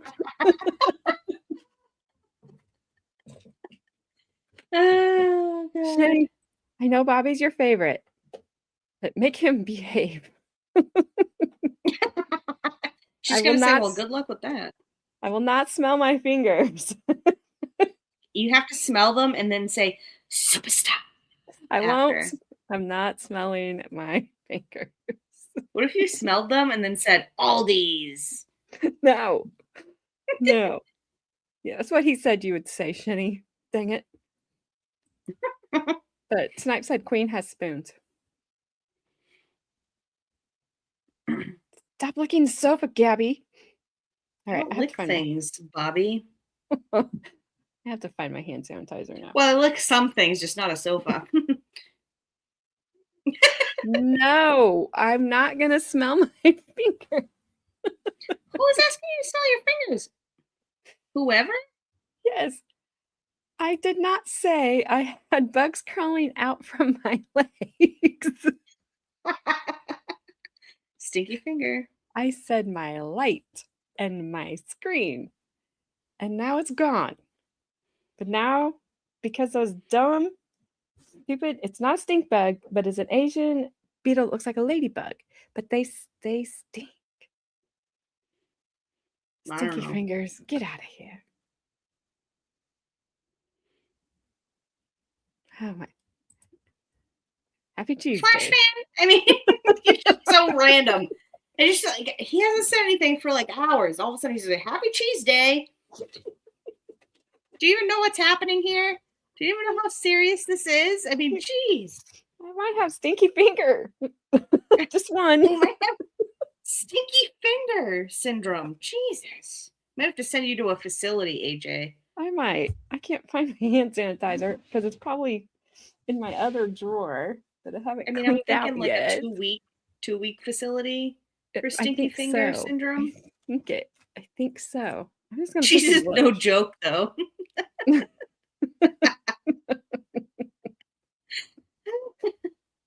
All right, I'm hitting play.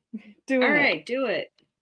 Well, this is when I moved there, I had my new probation officer, Officer Banks, and I remember I said, "Hey, you want to come in?" And I'm waiting for him to say no. He goes, "Sure, I'll come in." I'm like, "Oh," I just laughed. I'm like, "All right." So he comes upstairs, and it was weird because nobody ever takes you up on it. I don't know why. I'm like, "Come on up, have a drink, That was a have good water, one. whatever. See what I'm doing." I don't, but so he came in. I just thought it was My funny. Lord. You know? Save me, Lord. Is one of the conditions of your Save me. probation or the terms of your probation that your probation officer can search your house at any time? Yeah. And did Officer Banks ever do that? Well, one time, like I said, I met this guy, and nobody's ever come in my house. I thought it was odd. I'm like, okay. And now we know why she Well, wanted I him. ended up seeing this guy must have been 5-6 times in less than 2 months. I thought it was odd. I'm thinking this guy's, like a jerk. That's what I'm thinking. I'm like, how did I get this guy? Like, I've been on probation forever. I'm like a mouse, and I get this guy, and I'm like, I couldn't figure it out. But then one night, like 11:30, 12, there's a banging on the door, and our house came pre-wired for cameras. Like the wires were already sitting there, so I hooked the camera up. So I'm on the 3rd floor, and I turn it on. I might as well look. And I see my probation officer with a flashlight, and I'm like, oh, what's this? So I go downstairs, and he's there with, I don't know if they were detectives or Boynton Beach Police. And he says, hey, I got a search, I had a phone call or something about, I'm like, okay. So he comes in, and, he did a search in my house. And that was the first time that's ever happened. And at that point, must have been on probation. And my timelines are very close. I mean, I must have been on probation then, I'd say 6 years. And I've never had someone pull that on me. I mean, 10. 'Cause I he guess if it doesn't happened know before, I wouldn't think much of it, but it was just very weird. Yeah, Oh, Lord. very weird. How did he search the house? Tell me about that. He came his in, started going eyes. through drawers, said, I got to look in Dude, your yeah. car. I got to look in your Corvette specifically. And I'm like, okay. I opened the car because I want to look in the kitchen. Like he had a few Yeah. places in my, Gabby's done. Gabby's done. A Porsche. I'll say it like her. A Tahoe and a Corvette. Fucking get bent already. This guy is the dumbest guy ever. What kind of He's just selling black market diamonds. That's his code for black drill diamond, like black diamond drill, like stuff for people who don't even need them. He's selling them. Exactly, Side. What a douche. He is a straight douche canoe. If I ever saw this guy on the street, people I know who are actually hood and street, they would friggin' kneecap this Oh dude. my Like, gosh. they'd be like, oh, you're driving a Porsche? Get the F out of here. They don't want this. No. Just answer This the guy damn would. question. Exactly. Just answer it. He can't. He's like, my probation officer was my best, BFF. I 'Cause I offer met him a the guy. best scotch in all of Jersey. He came in, went through my drawers, pulled out my thongs, asked if they were my wife's. Yeah. Like, are you serious? Cement shoes. Too bad. And however you His say wife that didn't word. think of that. Kidding. I'm not. I I'm bet not. I bet that suit is Italian. I bet it's friggin' not. I bet it's Macy's. I bet it's fucking Filene's Basement, actually. Who's that? Filene's Basement? You never heard of Filene's Basement? Uh-uh. It's like discounted Filene's. You never heard of Filene's? We don't have that around here. Filene's is like a department store, kind of like Macy's, kind of like Sears. And they had suits and they would sell furniture. It was a big store. But Filene's Basement was like a discount store. And they had like suits and all this stuff down there. I bet it's Filene's Basement. Discount. Oh, Bad Dazzer. I'm sorry, you're late too. Yeah, me too. I mean, because you know what, Bad Dancer? I'm really ashamed that you are late because me and you could have had a really great time, in the past, I don't know. Hour and a half, and this video is only an hour and 20 minutes. Yeah, I mean, I'm sorry because I keep interrupting. What I need to do is just we're only a half shut my hour mic. through. Chonkless. Yeah. Chunkless? All right. Chocolate. A cork soaker. What? We don't have bullocks either. That's you coastal Bollocks? people. What? That says bullocks. Oh. Men's Warehouse. Yeah, You'll it's love like it. a Men's Warehouse thing. Yeah, discount. Men's I suit forget thing. what their slogan was. Men's Jason. Warehouse, we don't sell to idiots. But we did one time. Yeah. There used to be a Filene's basement on Long Island. Yeah, until this guy started shopping there. Bobby? This has been prime stuff. No. Yeah, you're gonna love the way you look. Thank you. Yeah. Also, when he was talking about directing web pages, like putting your, I got a tiny lotion on my finger, in case it smells. But I'm like, did you direct to Barbizon? Is that where she met Muhammad?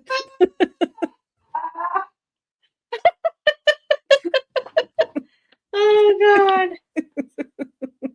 He'll meet a guy. Yeah, he'll meet a guy, all right. He'll meet a guy. Oh, I'm sure he's not done either. We have 6 more of these after tonight. So, yes, lotion really, because I picked up an Asian beetle and now everybody's saying my finger stinks and I refuse to sniff it. You should have just sniffed it real quick. Let the people know what it smells like. Yes, you're going to love the way you look. I guarantee it. I can't. Yeah, 6 more. All right, I gotta mute my mic because if I don't mute it, we're never gonna get done. All right. Here we go. I mean, All right. I'm not smelling the lotion either. I mean, I'll smell it in here. I not smell it on my finger. He's met plenty of guys when he's been tanning. Oh, for sure. Yeah, for sure. Yep. Oh, look at him. He's closed his eyes. He's dreaming of his Porsche and his Corvette and his Tahoe. Oh, And the get guy. bent already. And the guy he met. It's Gold Bond. I don't know that it has a scent. It has So 7 for Gabby. moisturizers and 3 vitamins. Well, It's age renew. this guy is vitamin deficient and friggin' smarts. All right. So what can we give him for this? Because this has to. I mean, I can't. I just can't. Sorry.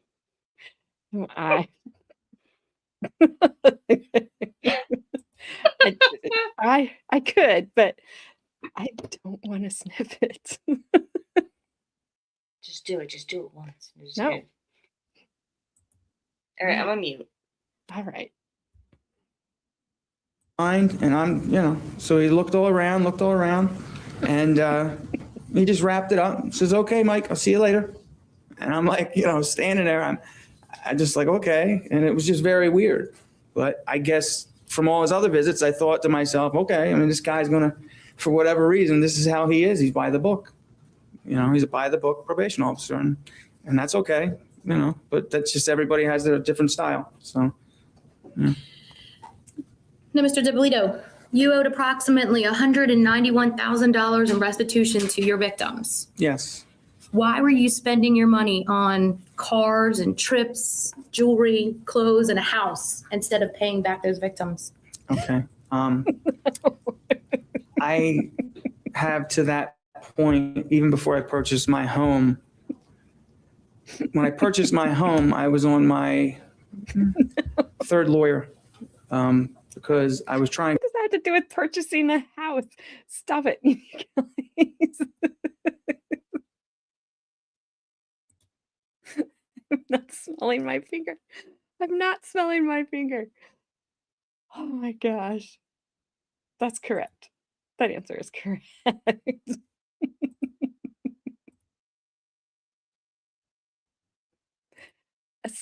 Hey, you've been cooking.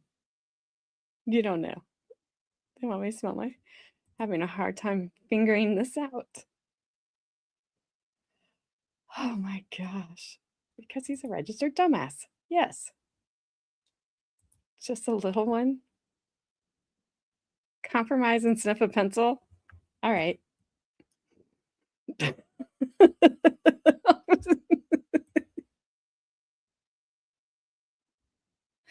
Thank you. Thank you guys. All right. I really don't want to now. I've kind of freaked myself out. Dang it.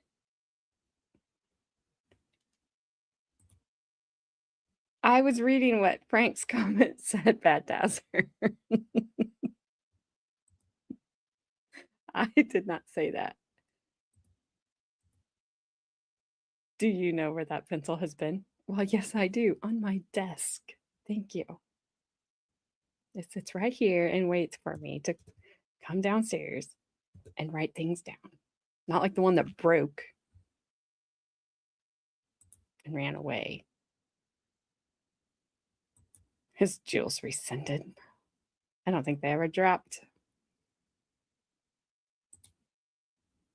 Just put your pointer over your lips like barely touching the tip of your nose.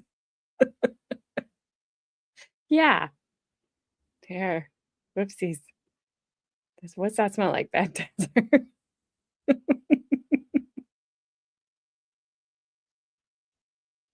What does that smell like? What had happened was there was this Asian beetle flying around my light, and I caught it. The little jerk. Yeah, the sniff fund in this trial could mean something very different. Nah, he'd been over here where you couldn't see him.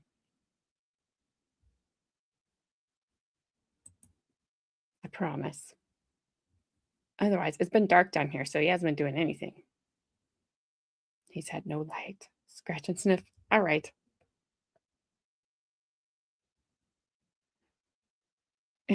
That's you problem, Snipe. That is a you problem.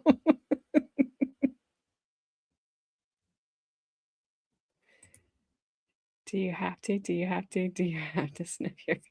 Do you have to? Do you have to sniff your finger? No. Maybe she snipped her finger and that's why she died. Kevy's like, I'm not unmuting. I'm not doing it.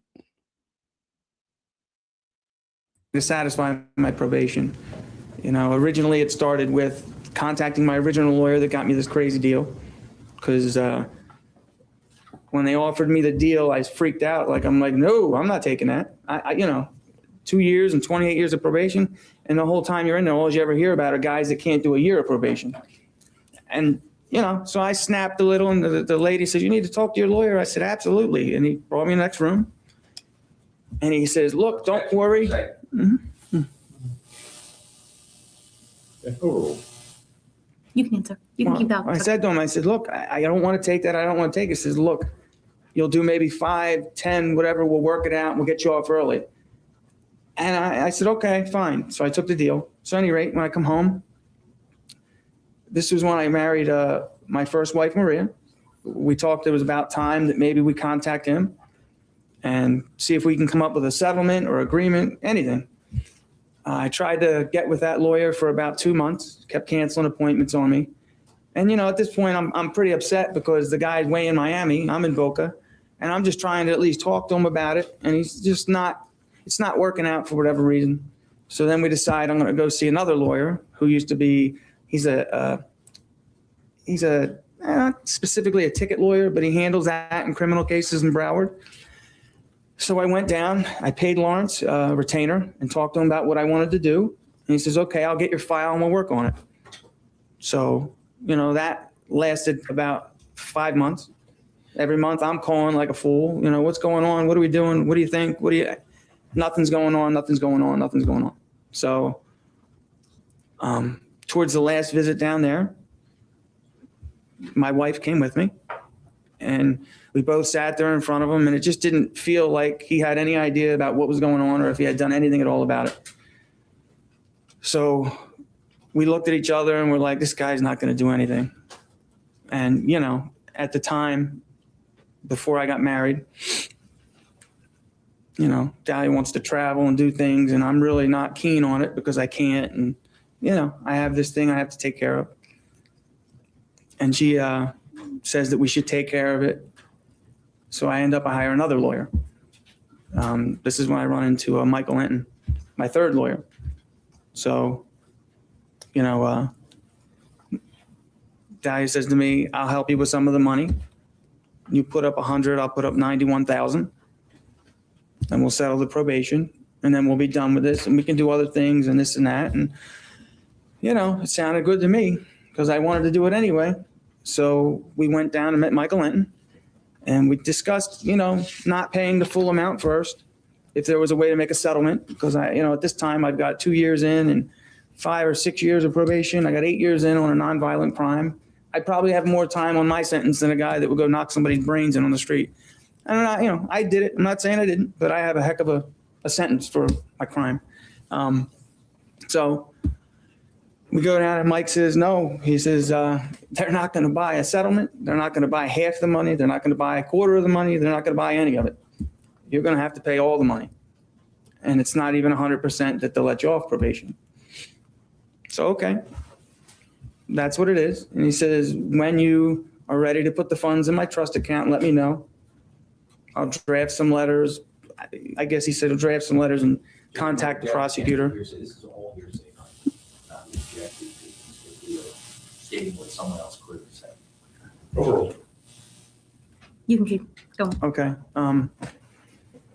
So, you know, we left, and at that time, the first meeting, I'm trying to think, the first time I met Mike, I don't think I was married yet to Dalia, but we got married in the beginning of February. So right after that, I started giving Dalia money, my wife money for $100,000. So I started writing her checks, and she was putting them in her Bank of America account. And in between all this, I did receive a phone call from Uncle John Calabra. And I'm laughing because I'm like, oh, someone must have called him. You know, it kind of felt good. This is the guy who chased me around forever. And I have his number in my phone. And, you know, one time to time, I'll call him. And It's because he supposedly gave her $100,000, and she was supposed to put $91,000 her money in to pay off his probation.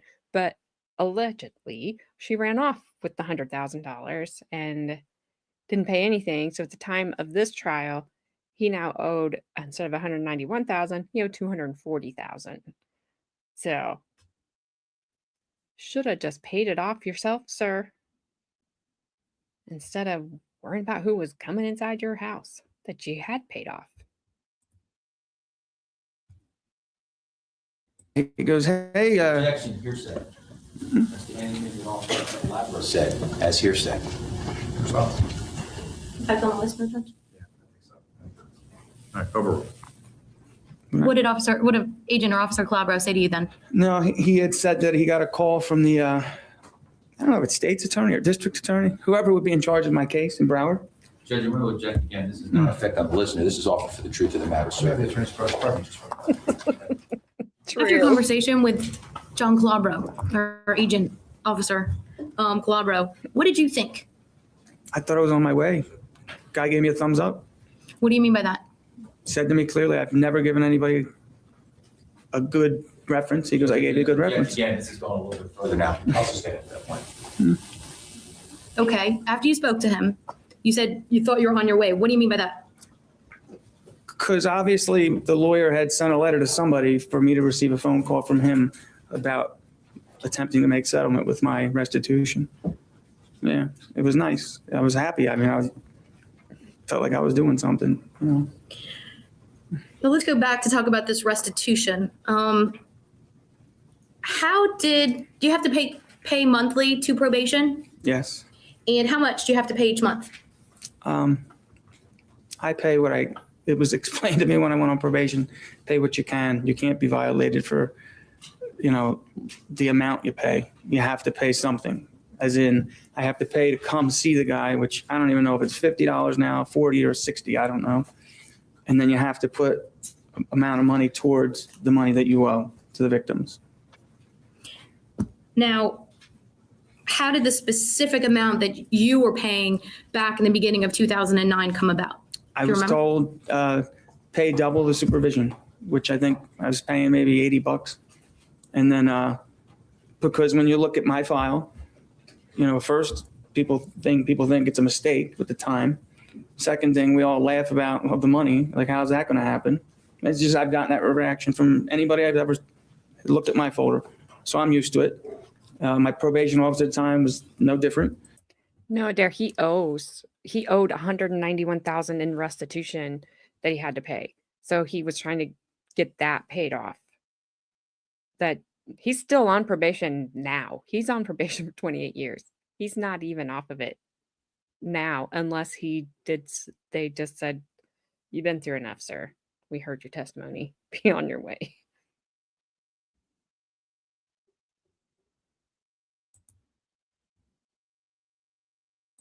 And he says, we'll pay the 80 until it's not sufficient or someone says anything. And then if they say something, then we'll pay more. I said, okay. I think in no less than 8 months, he said, someone sent me a letter, you need to pay a little more. So I don't know if I doubled it, upwards of 100 and something in that area. And then it satisfied him. And I don't recall if there was one more time you got a letter or not, but that was my introduction to that. Because it used to be, to my knowledge, if you don't pay, they arrest you. And I was told that if you pay and you pay something, they can't violate you. But I was also told if you don't ever pay the money, you'll never get off probation. So I don't know how true, but that's the fear of going there and owing money and, yeah. Now, the victims in the case where you stole money from them, did they have a civil judgment against you also? Yes. Do you know the amount there? Well, what had happened was it's the Commodities Trade Commission filed a suit against me for all 14 victims. And I'm trying to think, that actually hit me before I was charged criminally in Broward County. So when I was charged criminally in Broward County, I had already had a civil lien on me for the amount 200 and some thousand at that point.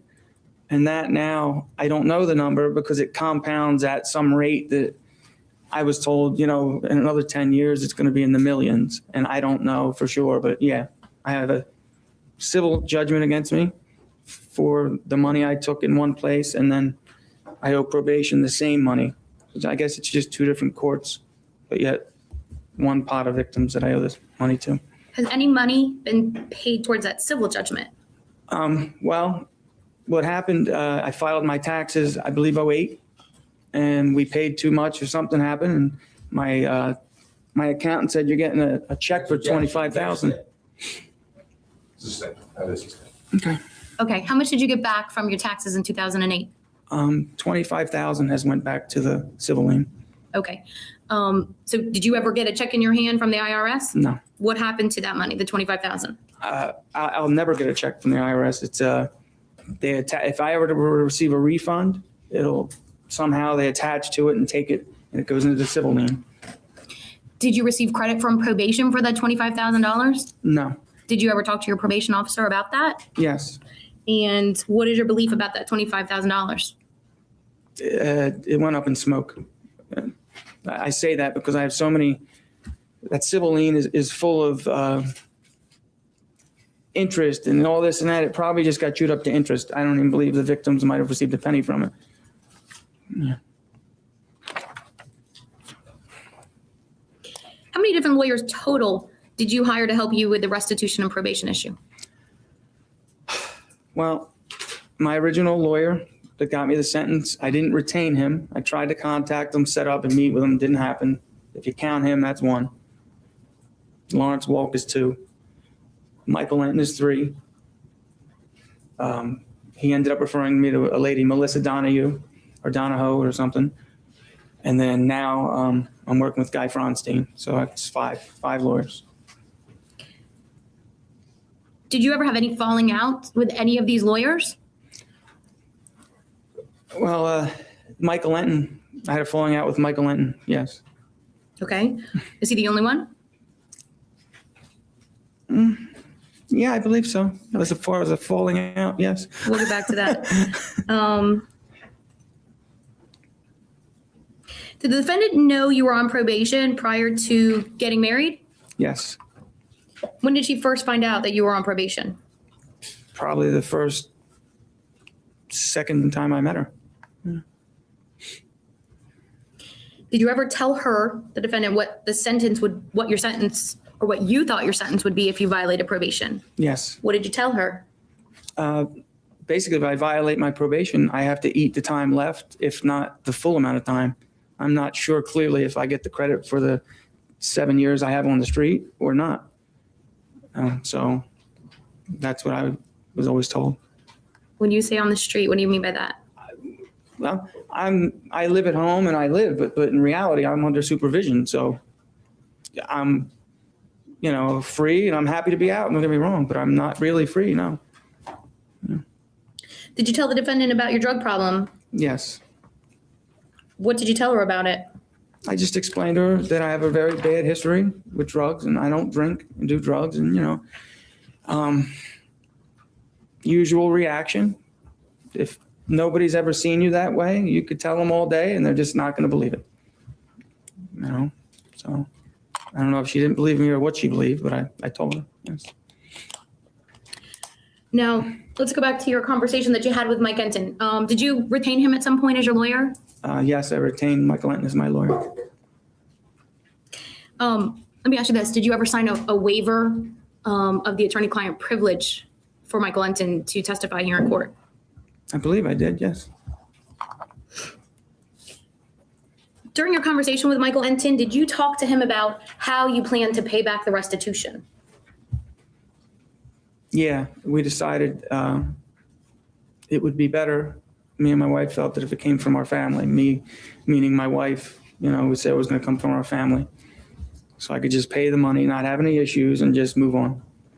What do you mean issues with paying the money? I'm convicted of fraud. So here I am showing up with nearly $200,000 to straighten it out. And I really, to be honest, just wanted to pay the money and not have any problems about it.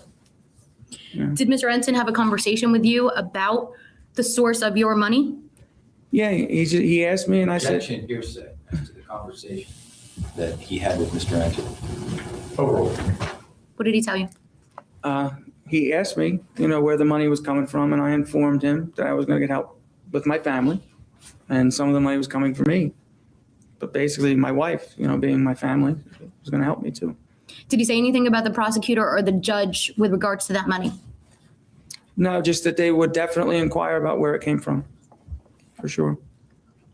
Were you concerned? No, strike that. Why didn't you give half the $100,000 just straight to probation and let the defendant give the $91,000 straight to probation? To my knowledge, I don't think you can really do that because I wouldn't get off probation that way either. It's not set in stone that if I pay, I get released. It's not in there at all. I had to hire a lawyer to negotiate to see if they would even do it. So that's the hopes that it was, the way you do it is you hire the lawyer, the money goes in an escrow account, and then you make the arrangements before the money moves. Whereas if I hand the money over first, they could just say, thank you, sir, and then leave me on probation for another 20 years. So the incentive for me to hand over the money and not get off probation, it's not really there, to be honest. It's just not. Yeah. Now, you said that the defendant came up with the defendant said that she would give $91,000 of her own money. Did she give you a reason as to why she was going to help you pay off probation? Because we wanted to have more of a real life, because basically the way I was living, I don't travel a lot. You would think for, as well as it seemed like I was doing, I'd be traveling the world. I probably traveled out of Palm Beach, maybe to Miami and Broward, has been my world for nearly 7 years. So, not like it's a pity party, but that's the reality. I can't, hey, let's go to France. I don't even think they would, for the amount of money I owe, let me out of the country. What if I don't come back? I guess I wouldn't even have the nerve to ask. And I've never asked, yeah. Did the defendant like to travel? She traveled a lot more than me. Yeah. Did you think that she actually had $91,000 to contribute to your restitution? Yes. Why did you think that? Well, my wife was going on closing on properties, just closed the property, have another closing coming up. She seemed successful. I had no reason to question it. I would never, I never would. That's part of the attraction to her. I felt like, okay, wow, this is someone like my equal to where I feel comfortable. The issue of money really isn't there. Yeah. You said she was going on closings. Did you go to any closings with her? No. So how did you obtain that information? Oh, every once in a while she'd have to go to a closing. So she'd take off for the day and go. How did you know that she was going to a closing? I guess I wouldn't, but she told me she was, so I believed it. Where did she work as a realtor? She worked at a beachfront realty in Aventura. So once in a while she'd go there and go to work, That was normal procedure since I met her. I thought that was normal. Now, when you made this decision to pay off your restitution and she was going to give you the $91,000, did you look in her bank account to see if she had the money? No, I never looked at her bank accounts. I just didn't. She wasn't looking at mine. I wasn't looking at hers. I just didn't. We didn't do that to each other. When you got married, did you suggest that you join your bank accounts together? No, never. Did you at any time join your bank accounts together? No, I'm laughing because I know myself. I'm kind of like, not that I don't share, but I'd rather have my bank account here and you can have yours over there. I mean, just the way I am. I don't know. That's why I think it's funny. Yeah.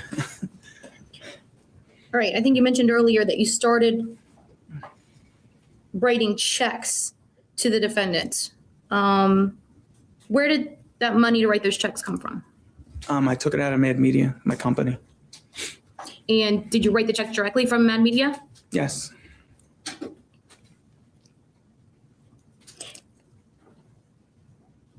Did you give the defendant the $100,000 all at one time? No, I started writing her checks, say 6,000, 7,000, 8,000. I gave her an area of 88 or 80,000, something like that in checks. And then the other 12 or so was in cash. I handed her for the 100. Mr. Dippolito, can you take a look at those documents that I just put in front of you? Want me to breeze through them? Sure. Okay.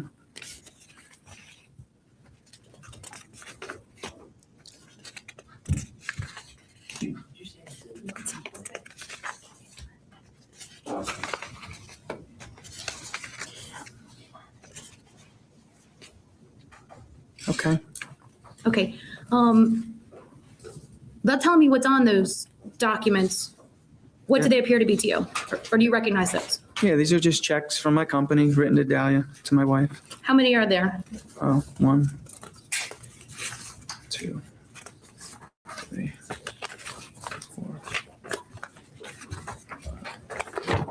4. There's 7.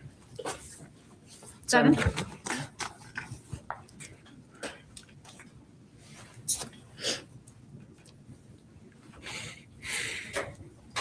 Now, did you give her the defendant the $100,000 all in checks? I gave some in cash.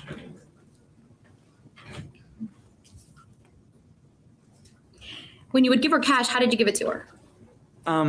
I would just, when I take my money out of the bank, they give it to you in an envelope.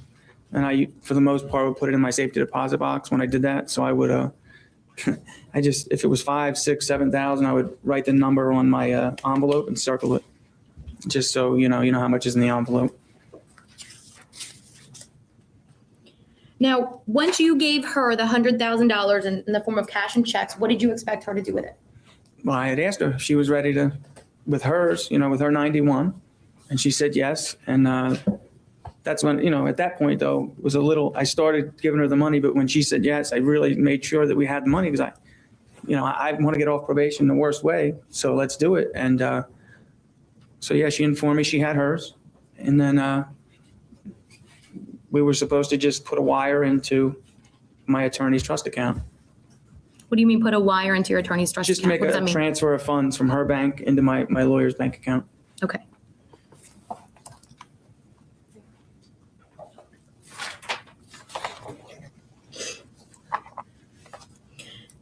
Now, when does that wire actually go into your attorney's account? It actually never goes into my attorney's account. What happened? I was told the wire was sent. So Who told you the wire was sent? my wife said the wire was sent. And so I called my lawyer. You know, I'm like a kid in Christmas. I think I'm getting off probation. It's very exciting to me because I never thought I'd get off. I mean, it's just you never think you get to that point. He's like, no, it's not here. Call me tomorrow. We'll check. You know, he says, that's not a problem. Okay. So one day turned to 2 days, turned to 3 days. You know, now I'm wondering, you know, what's going on. It's sent, never shows up, a week. And I'm trying to keep my composure. I'm getting upset. I'm frustrated. Let me stop you right there. You said it's sent. What? The wire had been sent. Who told you that? My wife said she sent the wire to my lawyer. Did she say what bank account she sent it from? No, I assumed it came from a Bank of America. Yeah. Okay. How many times did you call your lawyer to check on that wire? I probably called, 20, 30 times, and my wife was calling also to see if it's there, checking to see if it's there. How did you know how to wire money into Mr. Ensign's account? Did he give you any information? His secretary did. What'd she give you? Secretary provided us, it was, I believe, Michael J. Enton trust account was how it was titled, which I don't know if I needed that exactly, and then his bank routing number and his routing number and his account number, I believe. But the secretary had that. Okay. How many days did this go on where you were checking the account, the defendant was checking with your lawyer to try to see if the money had shown up? Near the 3 weeks. And what happened then? Well, my wife started saying maybe the lawyer stole it. And I'm laughing because I'm like, look, this guy's not stealing my money. He's been here forever. Where's he going to hide if he did, type of thing. And I'm just, in between this, maybe the second week, he's saying, look, get the slip, like whatever the bank paper would be that the bank hands you after you send a wire. He offered to help us, track the money. So I didn't even see that for 2 weeks. One day, though, my wife comes home with a banking, I don't know what it's called, but a fund transfer form. I don't know what it's called, but they put basically the bank, the amount, who's sending it, and where they're sending it on the paper. And that's when I see that it's off of a Cayman Island bank account. I didn't even know my wife had a Cayman Island bank account. But I only saw the form for a minute. And then, before it's all said and done, my wife gets pissed off and says, the wire hit, it hit. And then so she comes and says, I had the wire reversed. And, sad to say, when I did my scam and stole money from people, we did bank wires. I know how a bank wire works, and I also know you can't reverse it. But, like I said, I'm trying to be a sport about this. I just need the money sent. And, so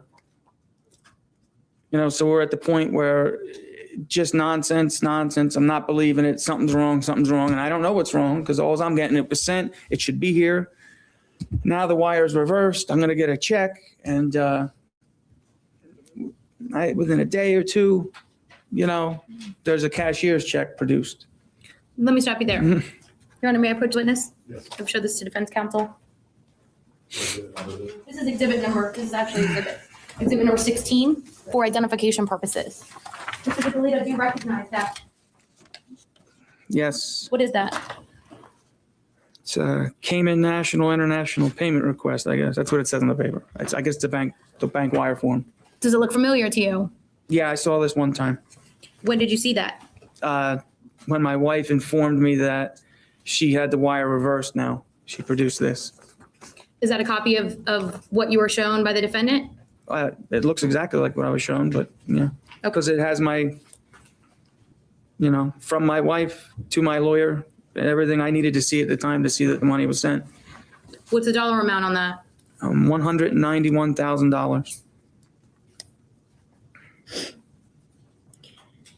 Did you know whether or not the defendant had a safe deposit box back in 2009? My wife told me she had a safe deposit box in California, but that's about all I ever heard of. Did you know if she had one here in Florida in Boynton Beach? No, I did not. Now, all right, after you see this document, after you hear about the wire being reversed, what's the next thing that happens regarding the $191,000 of your restitution money? Well, the wire's reversed, I'm told, and I'm also told that I'm gonna receive a cashier's check that we can bring to the lawyer now. You know, at this time, I'm going a little crazy because I promised everybody this money. Probation thinks the money's coming. I mean, I'm like a dope. Tell this guy, yeah, man, I'm gonna have it paid. I'm gonna be done, because I even notified him. So, you know, there's a lot of pressure on me for where's the money now, and but yeah, I'm told, you know, I'm going to receive a cashier's check now so we can bring it to the lawyer. How often during this time period, from when you gave her the last of the $100,000 to when you get the reverse wire story, do you ask about where your money is? Well, at this point, I thought, you know, she was going to get me a cashier's check. If she's saying she reversed it, I didn't care what the story was. Just hand me my cashier's check and we'll take care of it and be done with this, because, you know, I have plans at this point. I'm getting off probation. It's like, you know, I'm being born again. I'm excited. I just want to pay it. You know, I mean, that's how I feel at the time. I just want to pay this money and be done. Did the defendant ever come up with $191,000? I believe, like I said, I can map this out 100 times. It's just a confusing story. Within a day or two, she comes home with $191,000 cashier's check. Now I'm just happy. I'm happy now. Okay.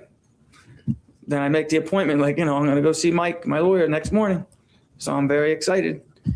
And so I put it down in the office.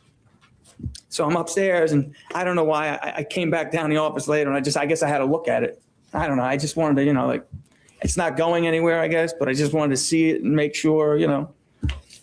So I'm looking at it, and now I realize that I didn't look earlier. I don't know why I just didn't look, because I guess I didn't study it. I saw it and put it away. So but this time I went to look at it, maybe like, you know, rub it on my arm or something. I don't know. I was very, you know, and I realized. You know, I shouldn't have been dumb enough to hand somebody $100K to begin with and trust that they were going to do the right thing with it when you had not even known this woman for a year. Let me touch it, Carmen. This dude hasn't studied anything. I would be so mad if I was the people that he owed restitution to and had a civil judgment against him, and he's living in a paid off house and has a Porsche and has a vet and has, I don't care. I mean, it's Tahoes. Tahoes are so expensive. And he's not giving, he could have worked this deal out a long time ago. Probably should have stayed with the first wife that he left to get with that thing. Oh my gosh. I have never. $100 maybe. Whew. Karma's a bitch, and her name is Dalia.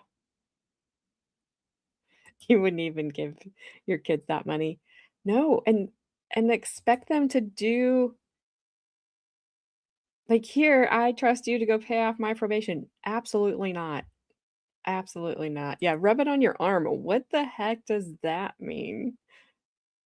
Was the ink gonna come off?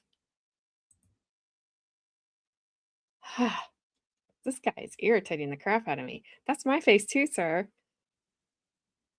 Just irritating me. And Gabby's just like rocking in the corner somewhere because she just can't with this dude. She's probably pulled her beautiful long hair out.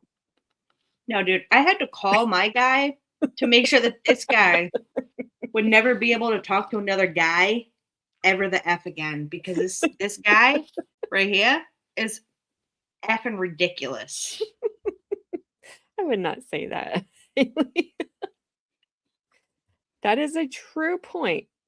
But this guy, Iris,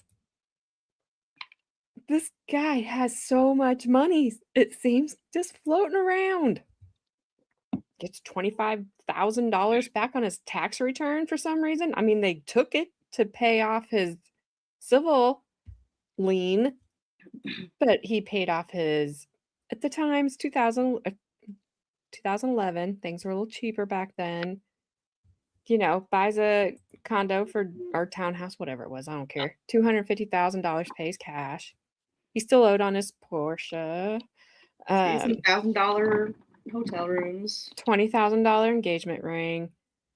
Ronnie. No. Ronnie, get the F out of here. No, That's it. Ronnie.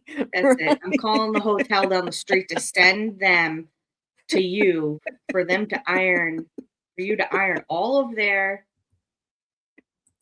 everything that they have there. That's just ridiculous. Oh, he was either counting more victims or selling drugs. Yeah. Yeah, and he's $200K behind in reimbursement. I don't get any of this. No, see, the problem is he's not selling them. He's taking them. And Or this both. has stunted his brain function, because that's what drugs does to your brain. I mean, you start taking drugs at a young age, you keep going with it, and guess what? Your brain is stunted at that age. You cannot function at, I don't know, how old is he here? 15? I don't know. I mean, he's not even an adult here. I mean, Jesus.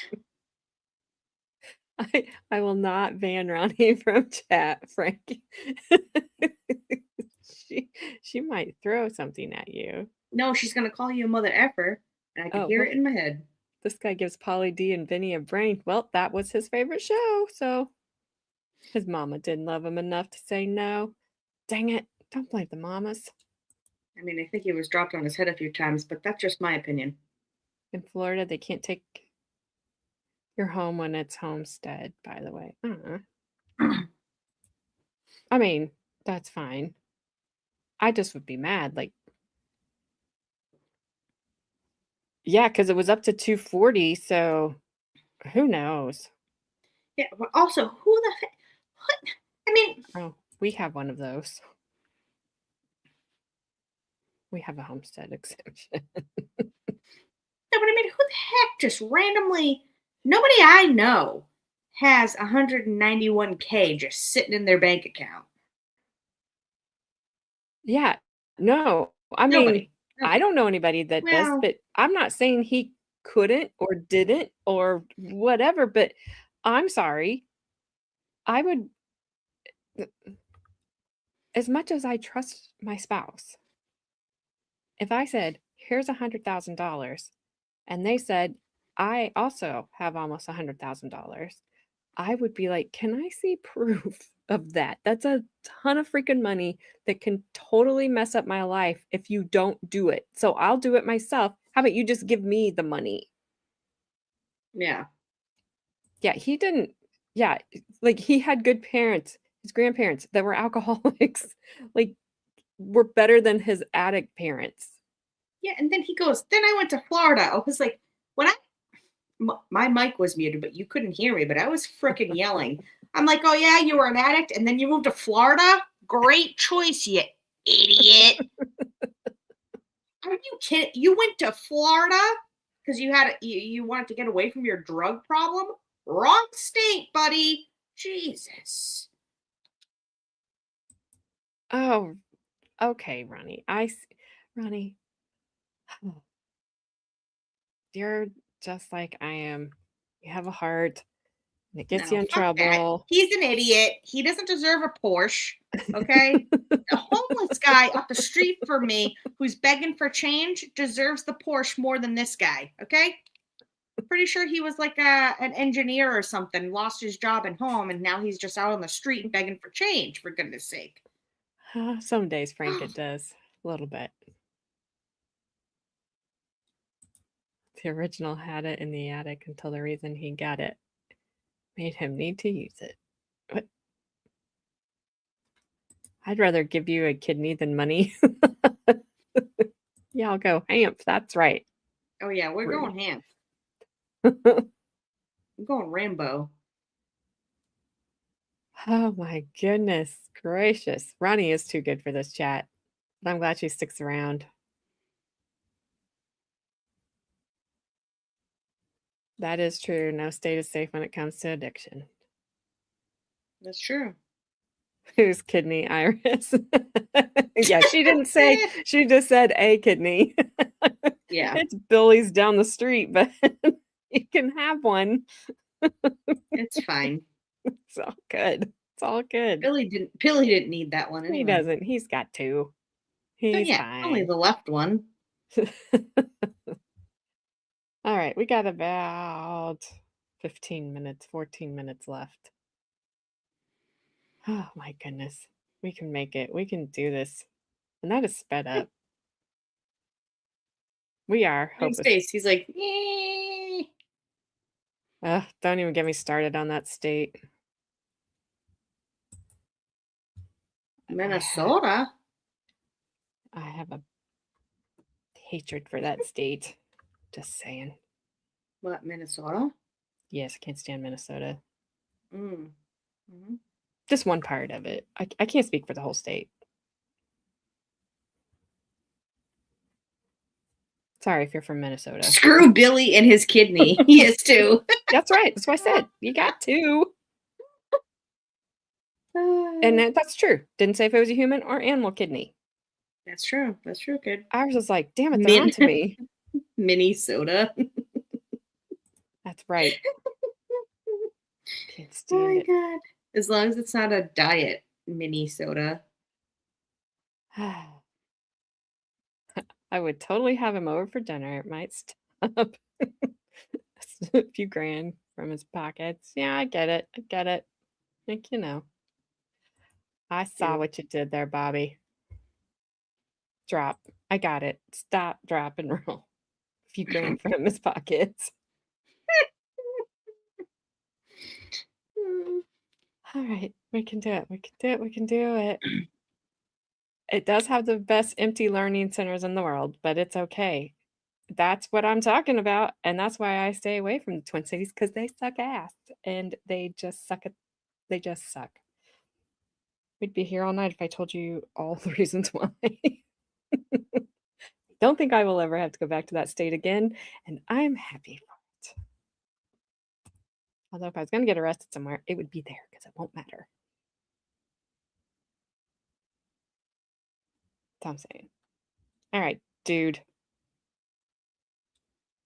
Guys, that it's not written from my wife's account. It's got her girlfriend's husband's name on it. So now I have to ask, I'm like, why is Eric's name on my check? You know, like, how did he get involved in this now? Now there's someone I don't even know we were dealing with is involved in this deal. But, you know, I still have a $191,000 cashier check in my hand. I'm still going to my lawyer with it the next day. And I get the story of that.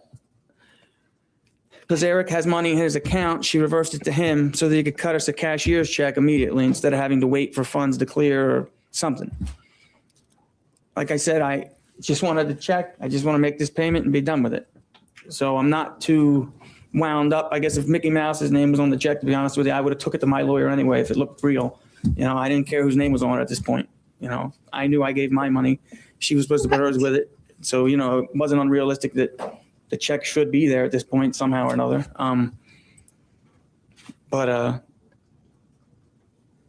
We go there and Let me yeah. I'm stop sorry. you. Go back. Yeah, I'm sorry. I'm trying to. Did, after you got that cashier's check that evening, did the defendant say anything to you about the money she'd given you? I go to bed early because I get up every day at like 4:30. I don't know. Maybe I'm crazy. I go to the gym every day at 5 a.m. And I remember it's 11:30 at night and I'm ready to go to bed. Probably should have went to bed earlier. And all of a sudden she, I want my 91,000 back before we give the check to Mike. I'm like, what? I don't even know where this is coming from.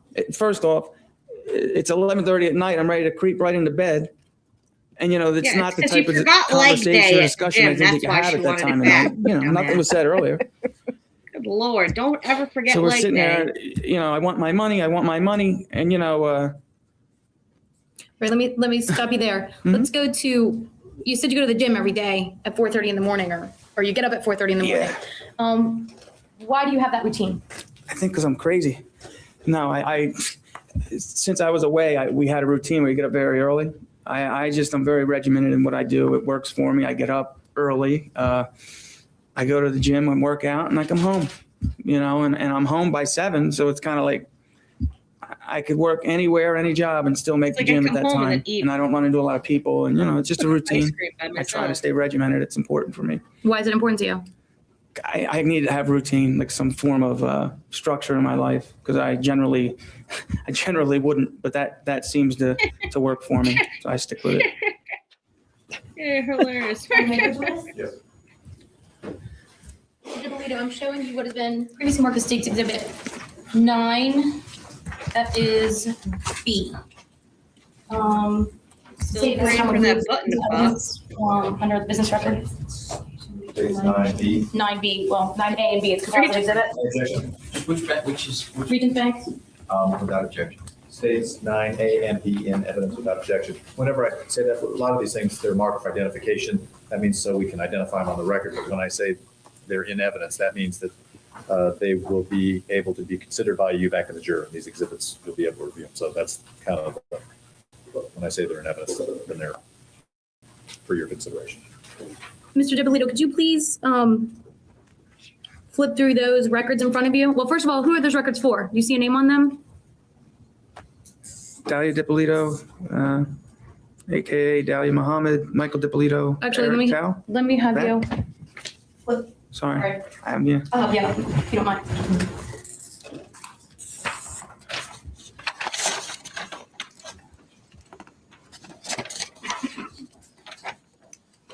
There's a lot of pressure being put let on me those have you buttons. That's all I'm telling Look at you. this first page here. Okay. I mean, she Put the keeps paper. lifting and sitting and Eric lifting and Tao.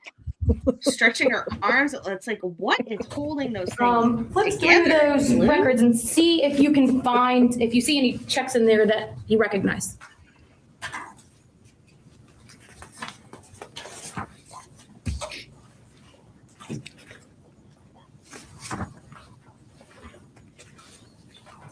Great. His nose is running. My nose is running.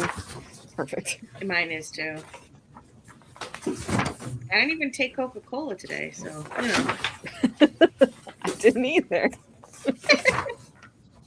I definitely didn't take Diet Coca-Cola. I have 0 sugar in mine.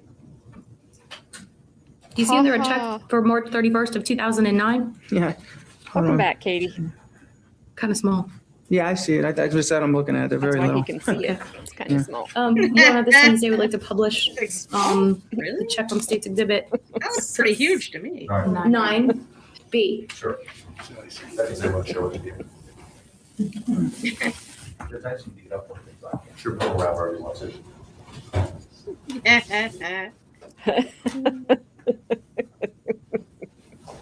No, Try to get the seriously, technology down by the end. fixes everything, right? Iris? Mr. Dippolito, is this the check that's on the screen right here? Is this the check that you were referring I to? know. That you received from the defendant on March 31st of 2009? Yes. I All only right. have a few Now, left, and then what I happened won't to that have check? anymore. Well, sat at my desk overnight, and next day I woke up after I had the little discussion with my wife where she wanted her money back, which I don't know where that came from. Just a little discussion. And I woke up because I wanted to be there. He opens at 9. I wanted to be there at 9. I want to hand this guy the check and be done with this. So we That's get hilarious. there. And now we're in Michael's office. My wife's with me, and she grabs a check out of my hand. Is the check Yeah. just plain like that, or is it an envelope? It's in an envelope. Okay. Yeah. And she takes a check from me. She starts crying to Mike that, he's not going to give me my money out of this. I want my $91,000 out of here. And I'm sitting there, at a desk like this, and I'm 10 seconds away from handing over the money and being released from probation, basically. And she won't hand the check over. And I can't really figure out what's going on or what, and I'm to the point where I just want to handle this. And my lawyer says, look, he basically threw us out. You're welcome. Oh, Lord. Thank you for finding a case bravo. where we hate the victim more than the perp. Thank Frank. He's the one that said, do this. And I was like, okay. You know what, Frank? I mean, Jesus. All right. I For was just that, outside a few minutes ago, and I was like, I don't blame the wife. I mean, Jesus. What? I mean, he had a first wife too. I mean, I don't even know what's happening in this world. Jeez. yeah. And then Snipe. Snipe, were you talking about this dude is a millionaire and remarried and he's a millionaire? This guy? Because if so, that pisses me off.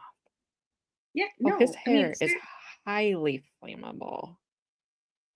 oh, seriously, yeah. Highly He could flammable. put a bike helmet on it, and it wouldn't even flinch. Yes. The bike, it just crunch and break, Yeah. maybe.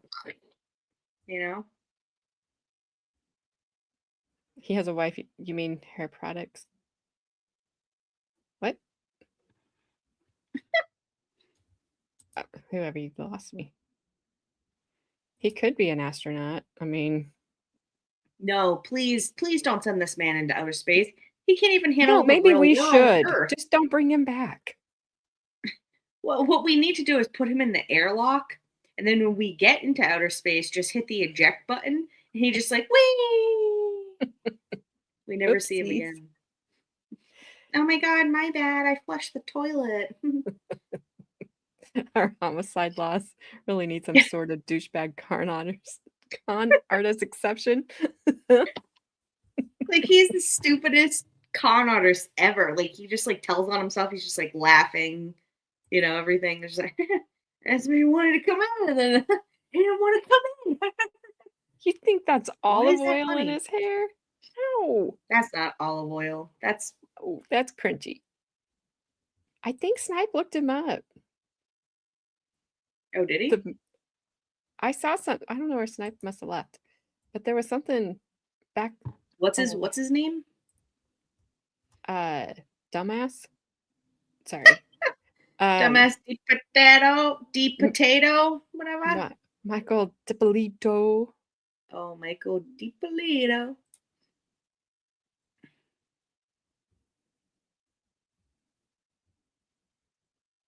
No, that's your name. Dumbass. That sounds about right. Damars. It's not Einstein. That's for sure. Oh, Lord. I can't. Oh, this guy's a fucking character. Look at him. I didn't even need to respell what I typed. He just popped right up. What an I idiot. bet he did. Still looks the same. His He little looks so felony dumb. and He all. looks even more dumb. I can't. Okay. You can share the screen. No, I got it on my phone. Oh. Your dad gave you the name Dumbass? That's Bobby.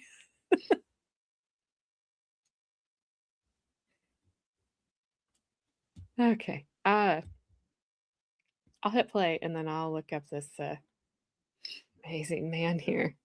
Oh my god, he's an idiot. Well, he's a millionaire. He's a real particle physicist, this one. Of course, he's on a true crime podcast. What? I don't even want to listen to that. I would Of course. have a brain aneurysm. Why barely- wouldn't he? Like, who? He should. He should. I can't. I just can't. I can't. I mean, come on. He's got a Porsche. He's got a Mercedes. He's got a Audi. Any freaking Aldi. Whatever the fuck. He's only got a little felony. This guy's got everything. I mean, He's got he survived BK. you know. He's got a BK and a felony. He's got a BK and a little felony. Oh my gosh. I can't. I just can't. This guy. What year was this trial? 2011. Okay. Okay, there it is. His net worth as of December 19th, 2025. Wow, he's older than me. 3 years older than I am. I want to make sure the date on this. Yeah, what do you not want to say his net worth because you don't want me to friggin' flip out? He's a businessman and a realtor. Mm-hmm. Wait. Who's Gloria Dippolito? That can't be right. The name of his left nut when she dropped? I don't know. Because Dalia's listed separate. That might have been his first wife, maybe. We Because got he did say he had a Karen. first wife. Oh, maybe that's Maria. Maria Gloria? How do you get that? His stage name, Mike Dippolito. I don't even trust this site that I'm looking at right now. I cannot. Oh my god. I can't. Oh my His age is gosh. higher than his IQ. Yeah, basically. This says he's worth between $1 and $5 million. 1 Get million. the F out of here. No, he's not. That's what it says. But this says his current net worth isn't public knowledge, as reports focus on the notorious case rather than his personal finances. I don't trust anything. I don't even trust what I'm seeing right now in this trial because this guy, he's not real. He's not a real human being. I mean, we've seen stupid people on the stand, but I mean, I don't know. I feel like His fame level is high. is that what it says? Yes. His fame level is high? What does that even mean? I don't know. That's just what this says on is this on? It's like, oh, I'm sure this is accurate. It's a WordPress document. I can't. Oh my gosh. Guys, stop Okay, that's supporting the stupid. dumb. All right? Just don't support the dumb. Support the poor. So the poor can make the world better from idiots like this. Thank you. All right, so he's on Zillow. Get the fuck out of here. As a realtor or as a human being? I mean, is he selling himself on No, Zillow? as a realtor. Of course he is. 17 total sales. Since when? I don't know. That's the hard thing. 17 total sales his entire life. 8 years of experience. Oh, this is old. So it's 2020, 2021, 2022. It's got 5 stars, so United Realty Group. He's probably the only one who went in and gave him the 5 stars. Lobotomy. Muhammad died? Dang it, Barbizon. They took him out.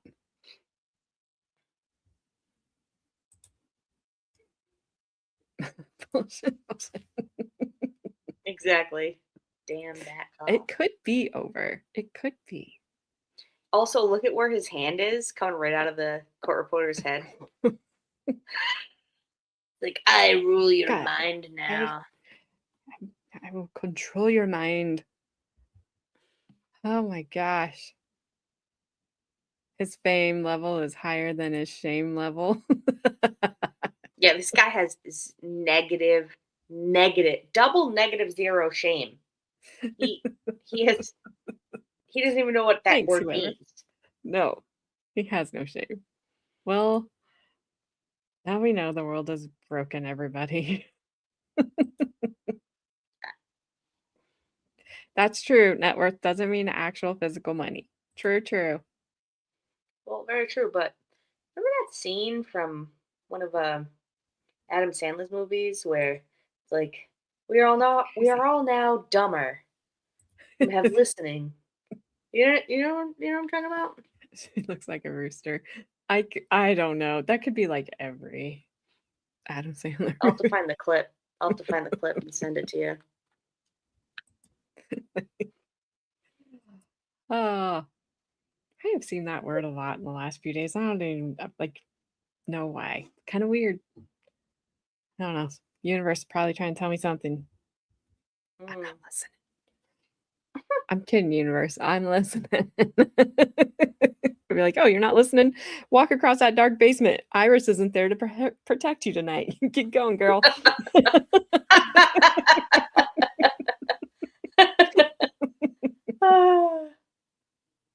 All right. 6 minutes. We can do it.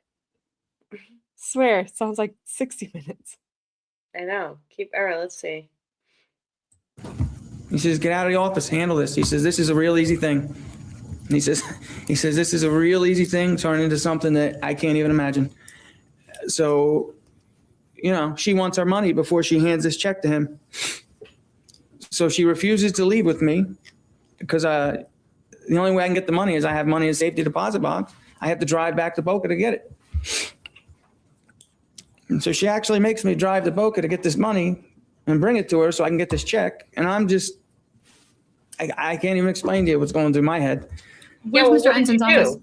Fort Lauderdale. Okay. Yeah. And, this is probably a month of this. Money's here, money's there, money's here, money's there, All right, let me ask you a specific question. Did you get the $91,000 in cash from your safe deposit box in Boca? Yes. And what did you do with it then? Okay. I got back to Fort Lauderdale. I walked into Mike Hinton's office. My wife was, I believe she was sitting in the office. And, I said, here's your money. I'm a little pissed off, So she hands me the envelope. And I said, okay. So I go to Michael's secretary. And I said, here, can you give this to Mike, please? I turn around and my wife's gone.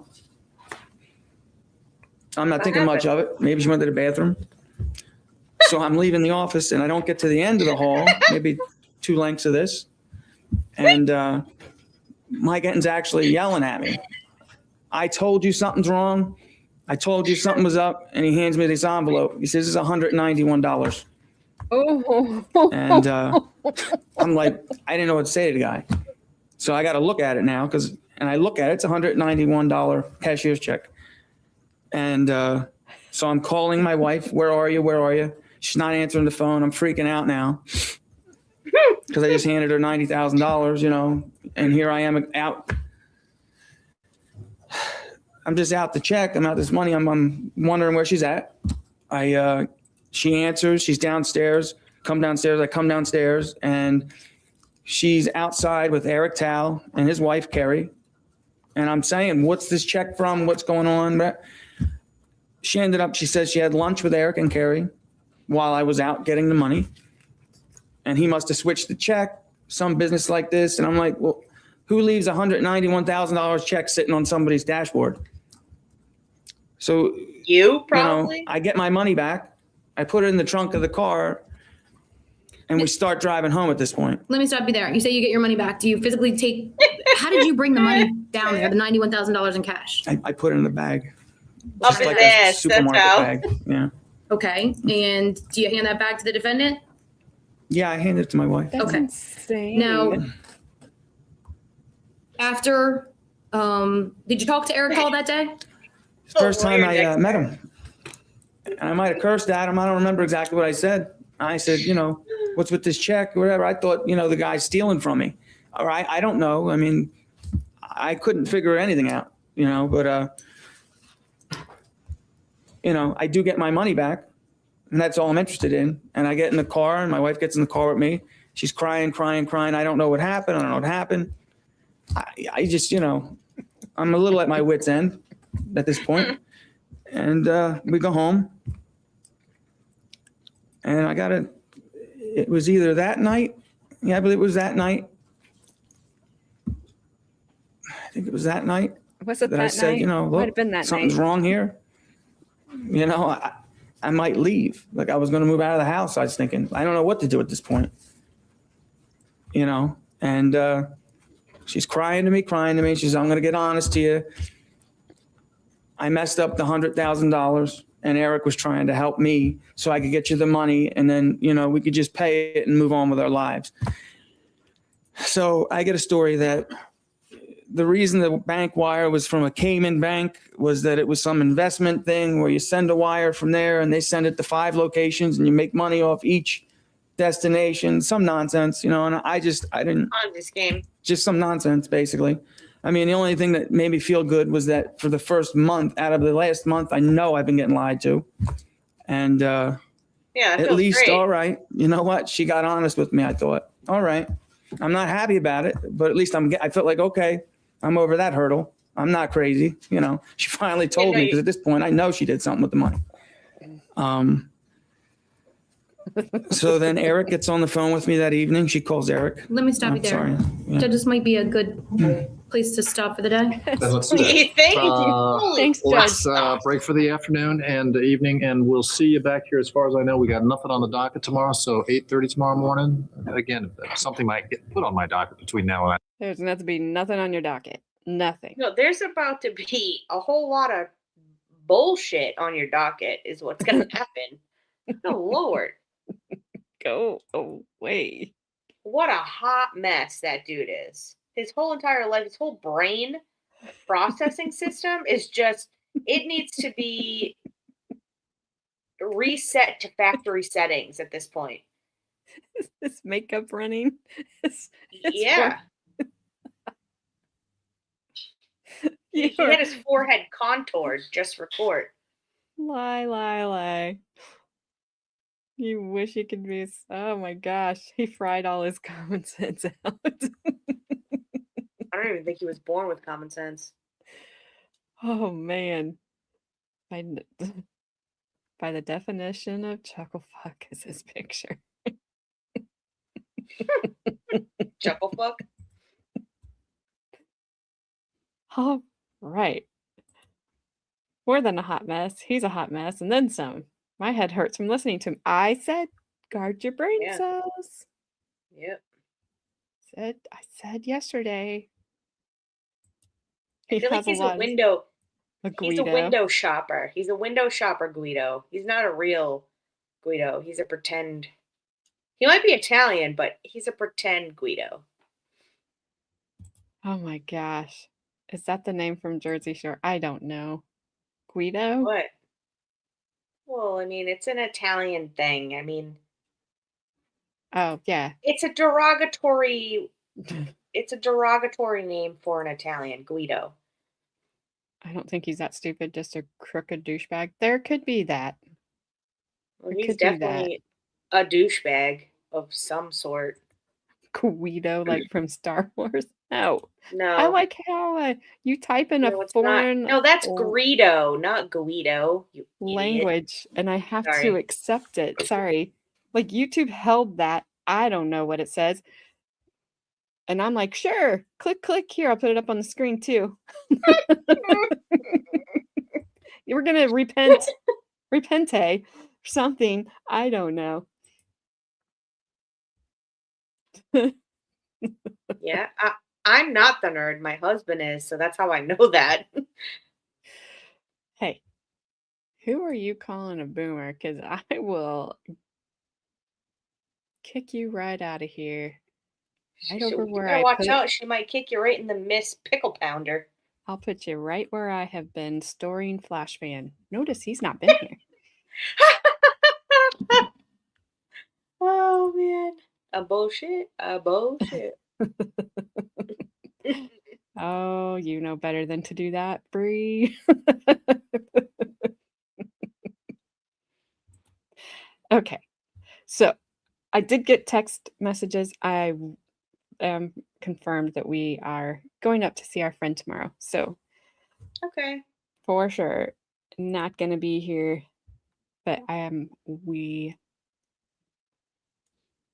don't know. Depends on the day. She might not be.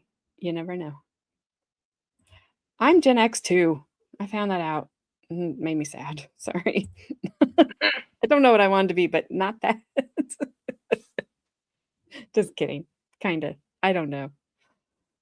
I'm not a boomer. So we'll be back Thursday for part 2 of the 7 parts of Michael Dippolito. Wait a minute. There's 7 parts to this dumbass. Mm-hmm. All right. I might have to just go out and get a cold or something.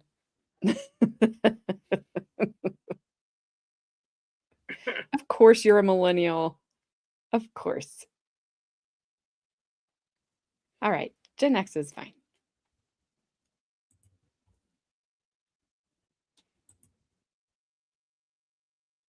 I hope so, Frank. I just want to go see him. So Yeah. I was trying to see. Yeah, we've got 7 parts. But if I can do, like, if all the parts aren't this long, I just think they are. that I can't, might not be able to do more than 1 part per day. That's the problem. Because it takes a long time for us to even get through an hour and a half. Yeah, the next video is just as long as this one was. It's a minute shorter. And it took us 3 hours to get through an hour, 20 minutes. No, it didn't. Wow. Yes.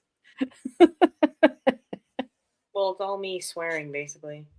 Do not apologize. I'm enjoying it. I enjoyed it. This was so funny. Like, you know, if we can't just like sit here and laugh, what can we do? Because trust me, I need it. You know, it's okay. We might. I mean, we learned stuff. You know. Thanks, Jenny. I appreciate it. People sell their thinking allowances for money. That makes you the most money, it seems.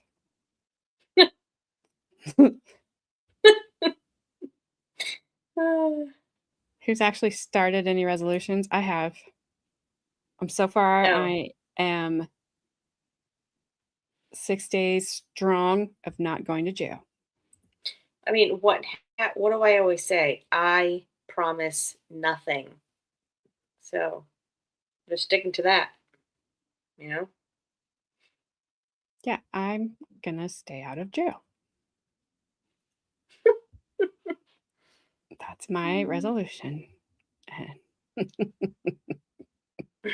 You'd think it would be easy. Sometimes it's not. You went back to eating like a weirdo? Did you stop for like a day?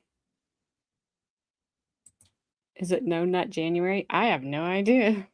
That's only you can I answer never heard that. of such a thing. I have not either. I feel like that's unhealthy.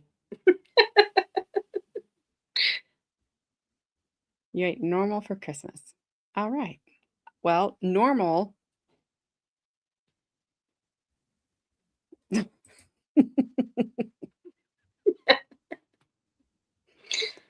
You would come bail me out and you would high five me because you would know the reason I was there.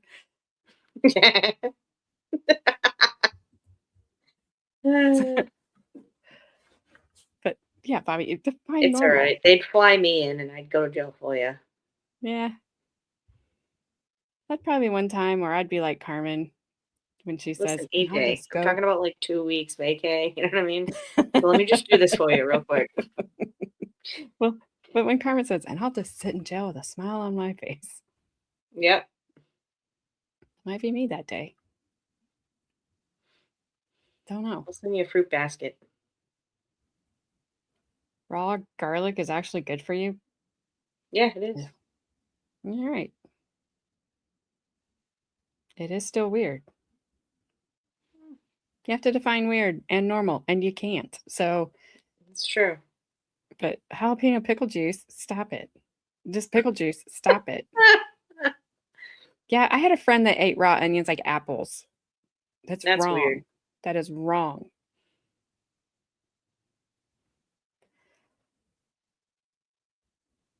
Yeah, Bobby, you talked about you haven't had a soda since 2019.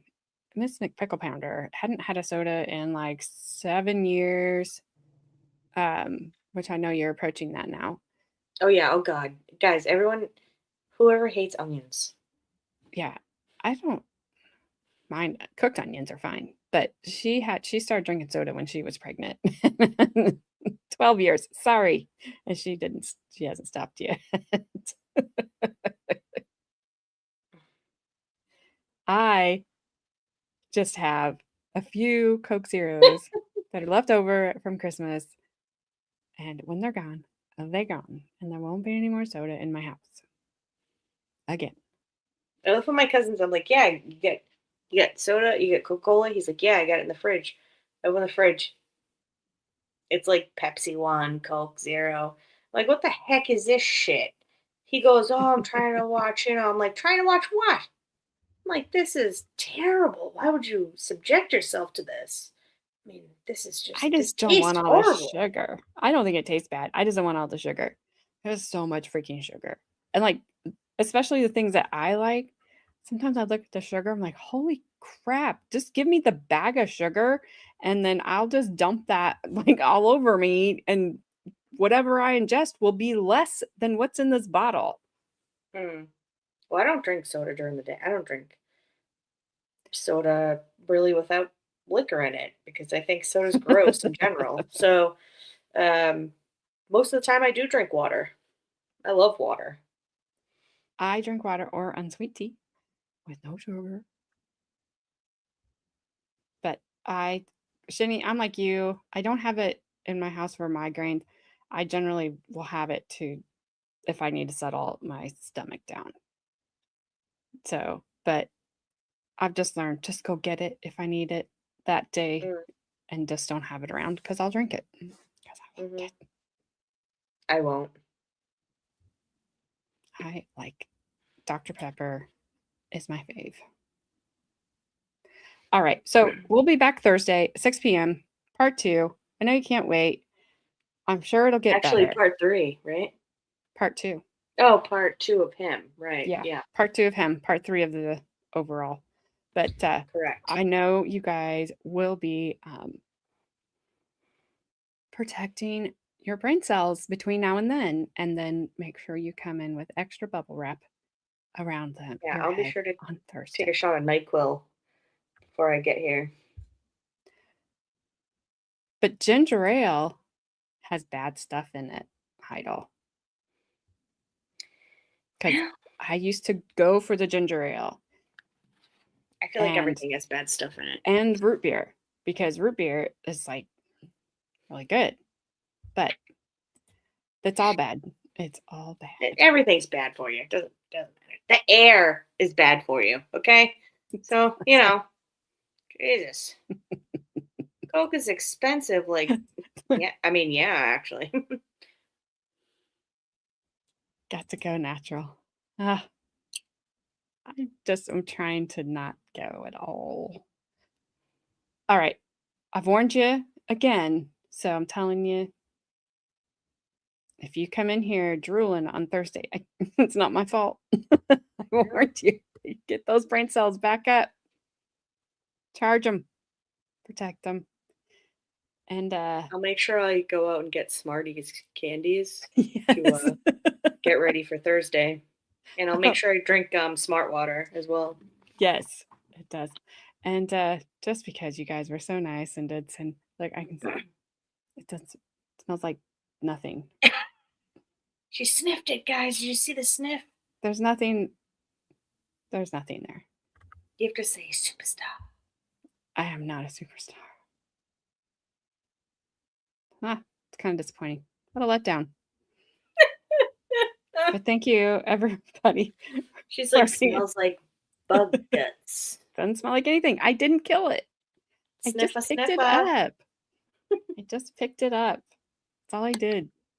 Didn't even have time to do whatever he does. And I would never just pick up a stink bug like that. Thank you. So, Stink all right, bug, guys. which draws a line. Yeah, because they're gross.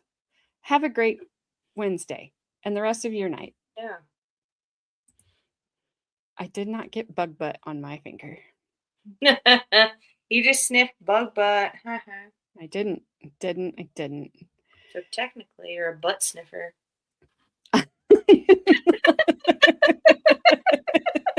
Wow. I'm sorry, it just came out. I didn't.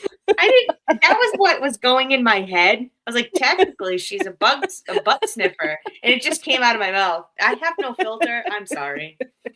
I didn't either. I rubbed those in with when I put the lotion on my finger. They're just in there now until I go wash my hands in a second and find my hand sanitizer. All right. Well, on that note, we will see you guys all on Thursday. I hope. See ya. Hot mannequin love is kinda uncanny. Click, like, subscribe, ooh, piece of candy. Looking for my spotlight, chasing my vibe. Still looking for my credibility online. Ooh, hot mannequin love, candy on the floor, don't pick it up. Chasing all the clicks, chasing all the views. Credibility's hiding, but I'm bringing you the news.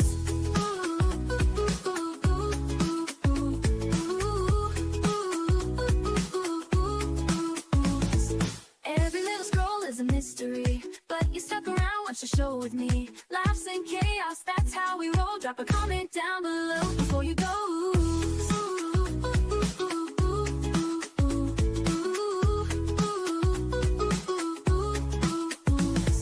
Every little scroll is a mystery, but you stuck around, watch the show with me. Laughs and chaos, that's how we roll. Drop a comment down below before you go.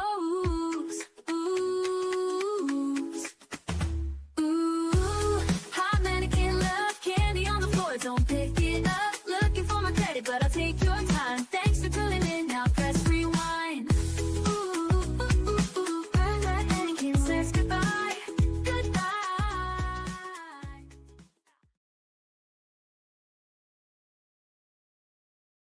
Sure.